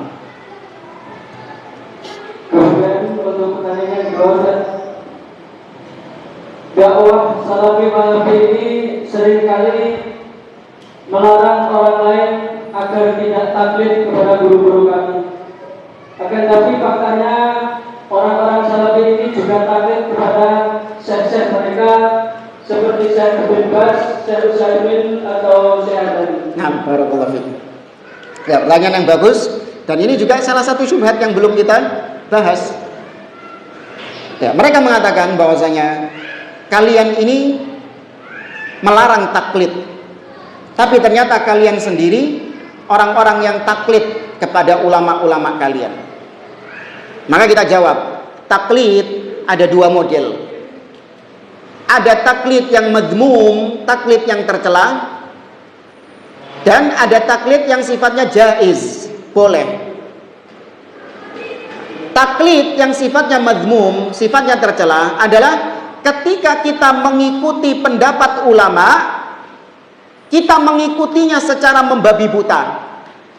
Yakni apapun yang dikatakan oleh para ulama tersebut, entah dia sesuai dengan hak atau bertentangan dengan kebenaran, pokoknya kita melok ulama tersebut. Maka ini taklid yang apa? Taklid yang tercela. Gak boleh. Ya, misalnya ketika kita mengikuti Syekh Fulan, kemudian ternyata pendapat Syekh Fulan ini jelas-jelas bertentangan dengan dalil, jelas-jelas bertentangan dengan Al-Quran dan Sunnah, dan ternyata kita ngotot tetap ikut pendapatnya Syekh Fulan ini, maka ini yang dikatakan bukan taklid, tapi justru ini juga disebut sebagai muta'assibah, ta'assub, fanatik. Ahlu sunnah nggak demikian. Ahlu sunnah ketika memandang bahwasanya ulama tersebut pendapatnya tidak sesuai, bertabrakan dengan dalil Al-Quran, dan ada pendapat ulama lain yang lebih kuat, ya, maka kita tinggalkan ulama tersebut dan kita berpindah ke pendapat lain yang dalilnya lebih kuat, ya, yang dalilnya lebih kuat. Dan ini rata-rata hanya dalam masalah apa? Usul atau furu'? Karena masalah furu'. Kalau dalam masalah usul nggak ada perbedaan antara ulama-ulama tersebut. Ya, kalau dalam masalah furu' nggak, terkadang kita lihat Syekh Al-Albani berbeda pendapat dengan Syekh bin Baz, ya, Syekh bin Baz berbeda pendapat dengan Syekh Utsaimin. Terkadang kita dapat ya ada perbedaan demikian. Ya, dalam masalah-masalah furu'. Ya, maka kita nggak taklid kepada salah seorang di antara mereka. Ya, kita menimbang mana di antara pendapat-pendapat tersebut yang lebih dekat dengan dalil. Nah, kebalik sama justru mereka kebalikannya. Mereka kita dapati orang-orang yang fanatik buta kepada tokoh-tokoh mereka. Jelas-jelas ucapan tokoh mereka itu sesat, salah, menyimpang, tetap mereka bela, tetap mereka ikuti. Di antaranya Ikhwanul Muslimin. Betapa banyak ucapan-ucapan Hasan Al-Banna, pendirinya Ikhwanul Muslimin, yang jelas-jelas menyimpang, jelas-jelas sesat, namun tetap diikuti oleh pengikut-pengikutnya. Ya, tetap dijadikan pegangan oleh para pengikut-pengikutnya. Betapa banyak ucapan-ucapan, pendapat-pendapat Sayyid Qutb yang menyimpang, mencela para sahabat Nabi, diantaranya Utsman bin Affan, Muawiyah bin Abi Sufyan, dicela sama Sayyid Qutb dalam kitabnya Fi Dhilalil Quran, mengatakan bahwasanya tauhid yang paling tinggi adalah tauhid hakimiyah. Apa tauhid hakimiyah? Ya, tauhid pemerintah, tidak ada hukum kecuali hukum Allah. Padahal yang benar tauhid yang paling tinggi itu tauhid apa? Al-uluhiyah, la ma'budu bihaqqin illallah. Ya. Dan banyak penyimpangan-penyimpangan yang lain, tapi tetap masih diikuti sama ikhwanul muslimin. Nah, itu yang taklid buta, fanatik buta. Adapun kita ahlu sunnah tidak. Nah, wallahu a'lam. Selanjutnya ini ada pertanyaan dari akhwat, agak berbeda dengan tema. Apa itu? Pertanyaannya, menuntut ilmu itu kan wajib bagi akhwat maupun ikhwan. Akan tapi ada hadis lain yang menyatakan bahwa sebaiknya wanita adalah yang paling banyak di rumah. Kemudian kalau kami menghadiri majelis ilmu jauh, sehingga di perjalanan takut terjadi mudarat. Ini gimana menyikapinya? Nah, ya, semua muslim dan muslimah wajib untuk menuntut ilmu syar'i sesuai dengan kemampuan, maksimal kemampuan yang dia bisa. Kalau seorang wanita, maka boleh, tidak dilarang dia menghadiri majelis-majelis ilmu di masjid-masjid. Namun harus terpenuhi syarat-syaratnya. Ya, apabila dia seorang wanita yang sudah menikah dan memiliki suami, maka dia wajib untuk izin kepada suaminya untuk menghadiri majelis ilmu, menghadiri kajian.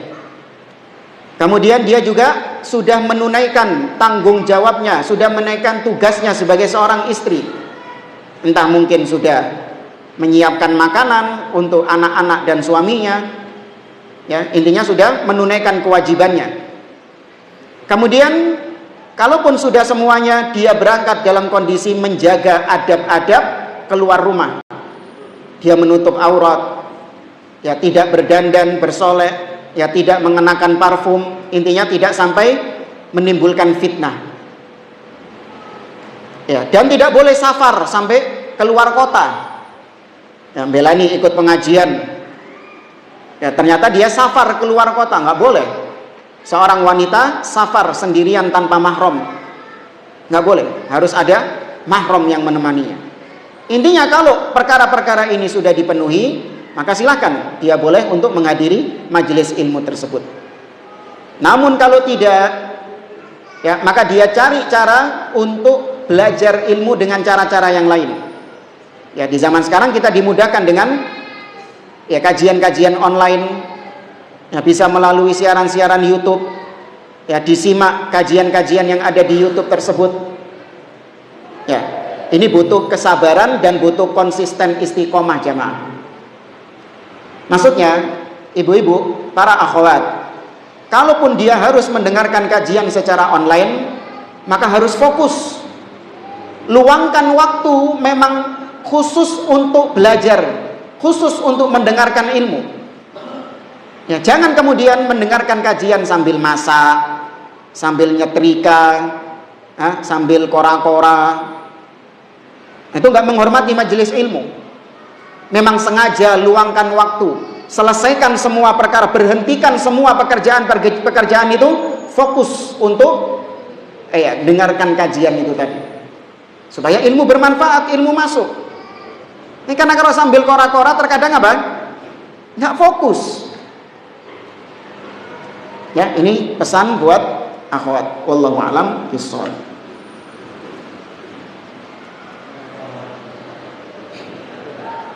Terakhir ya.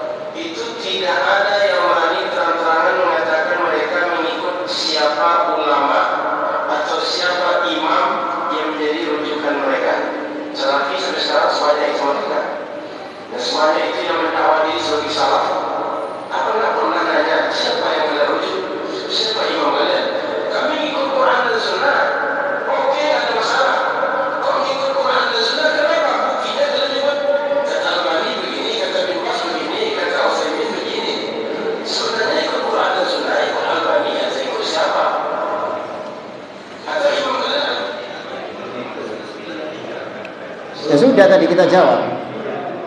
Kita ketika menukil ucapan qala Syekh Muhammad Nasiruddin Al-Albani, qala Syekh Muhammad bin Abdul Wahab, tidaklah ulama-ulama tersebut itu hanya sekedar meneruskan tongkat estafet dari ulama-ulama sebelumnya. Ya kan gitu kan?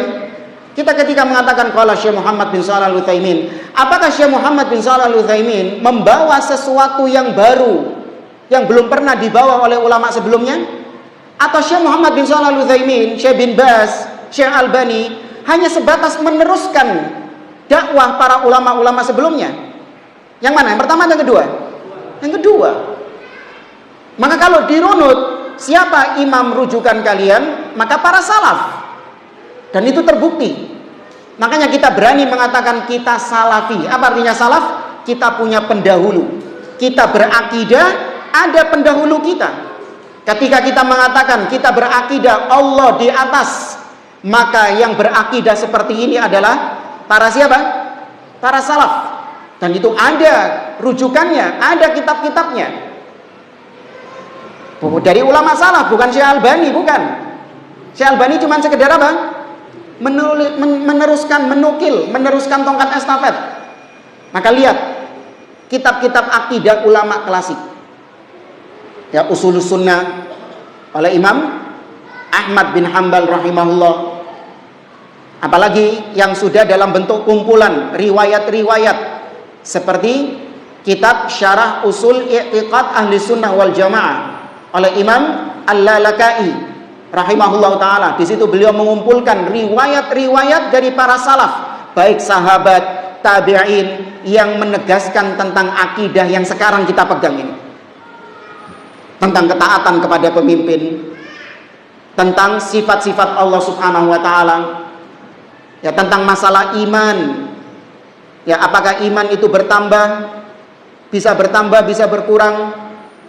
Tentang masalah bagaimana pelaku maksiat, apakah dia kafir atau dia mukmin yang sempurna. Itu dinukil riwayat-riwayat seperti itu. Maka kita bisa mempertanggungjawabkan akidah kita. Bahwasanya apa yang kita pegang ini ada pendahulunya, yaitu Abu Bakar, Umar, para tabi'in, tabi'ut tabi'in. Beda sama ahlul bid'ah. Ahlul bid'ah, salaf mereka adalah tokoh-tokoh mereka. Asy'ariyah. Siapa salaf mereka? Abu Hasan Al-Asy'ari nggak sama seperti mereka juga. Salaf mereka adalah seperti Ar-Razi, Fakhruddin Ar-Razi, ya, Al-Baqilani, Al-Juwaini, Al-Iji. Ya, itu salaf mereka, mandeknya di situ. Jahmiyah, siapa salaf mereka? Jaham bin Safwan. Mu'tazilah, siapa salaf mereka? Wasil bin Atha. Tuh, orang-orang yang dikenal menyimpang salafnya. Khawarij, siapa salaf mereka? Banyak Khawarij ini salafnya. Bisa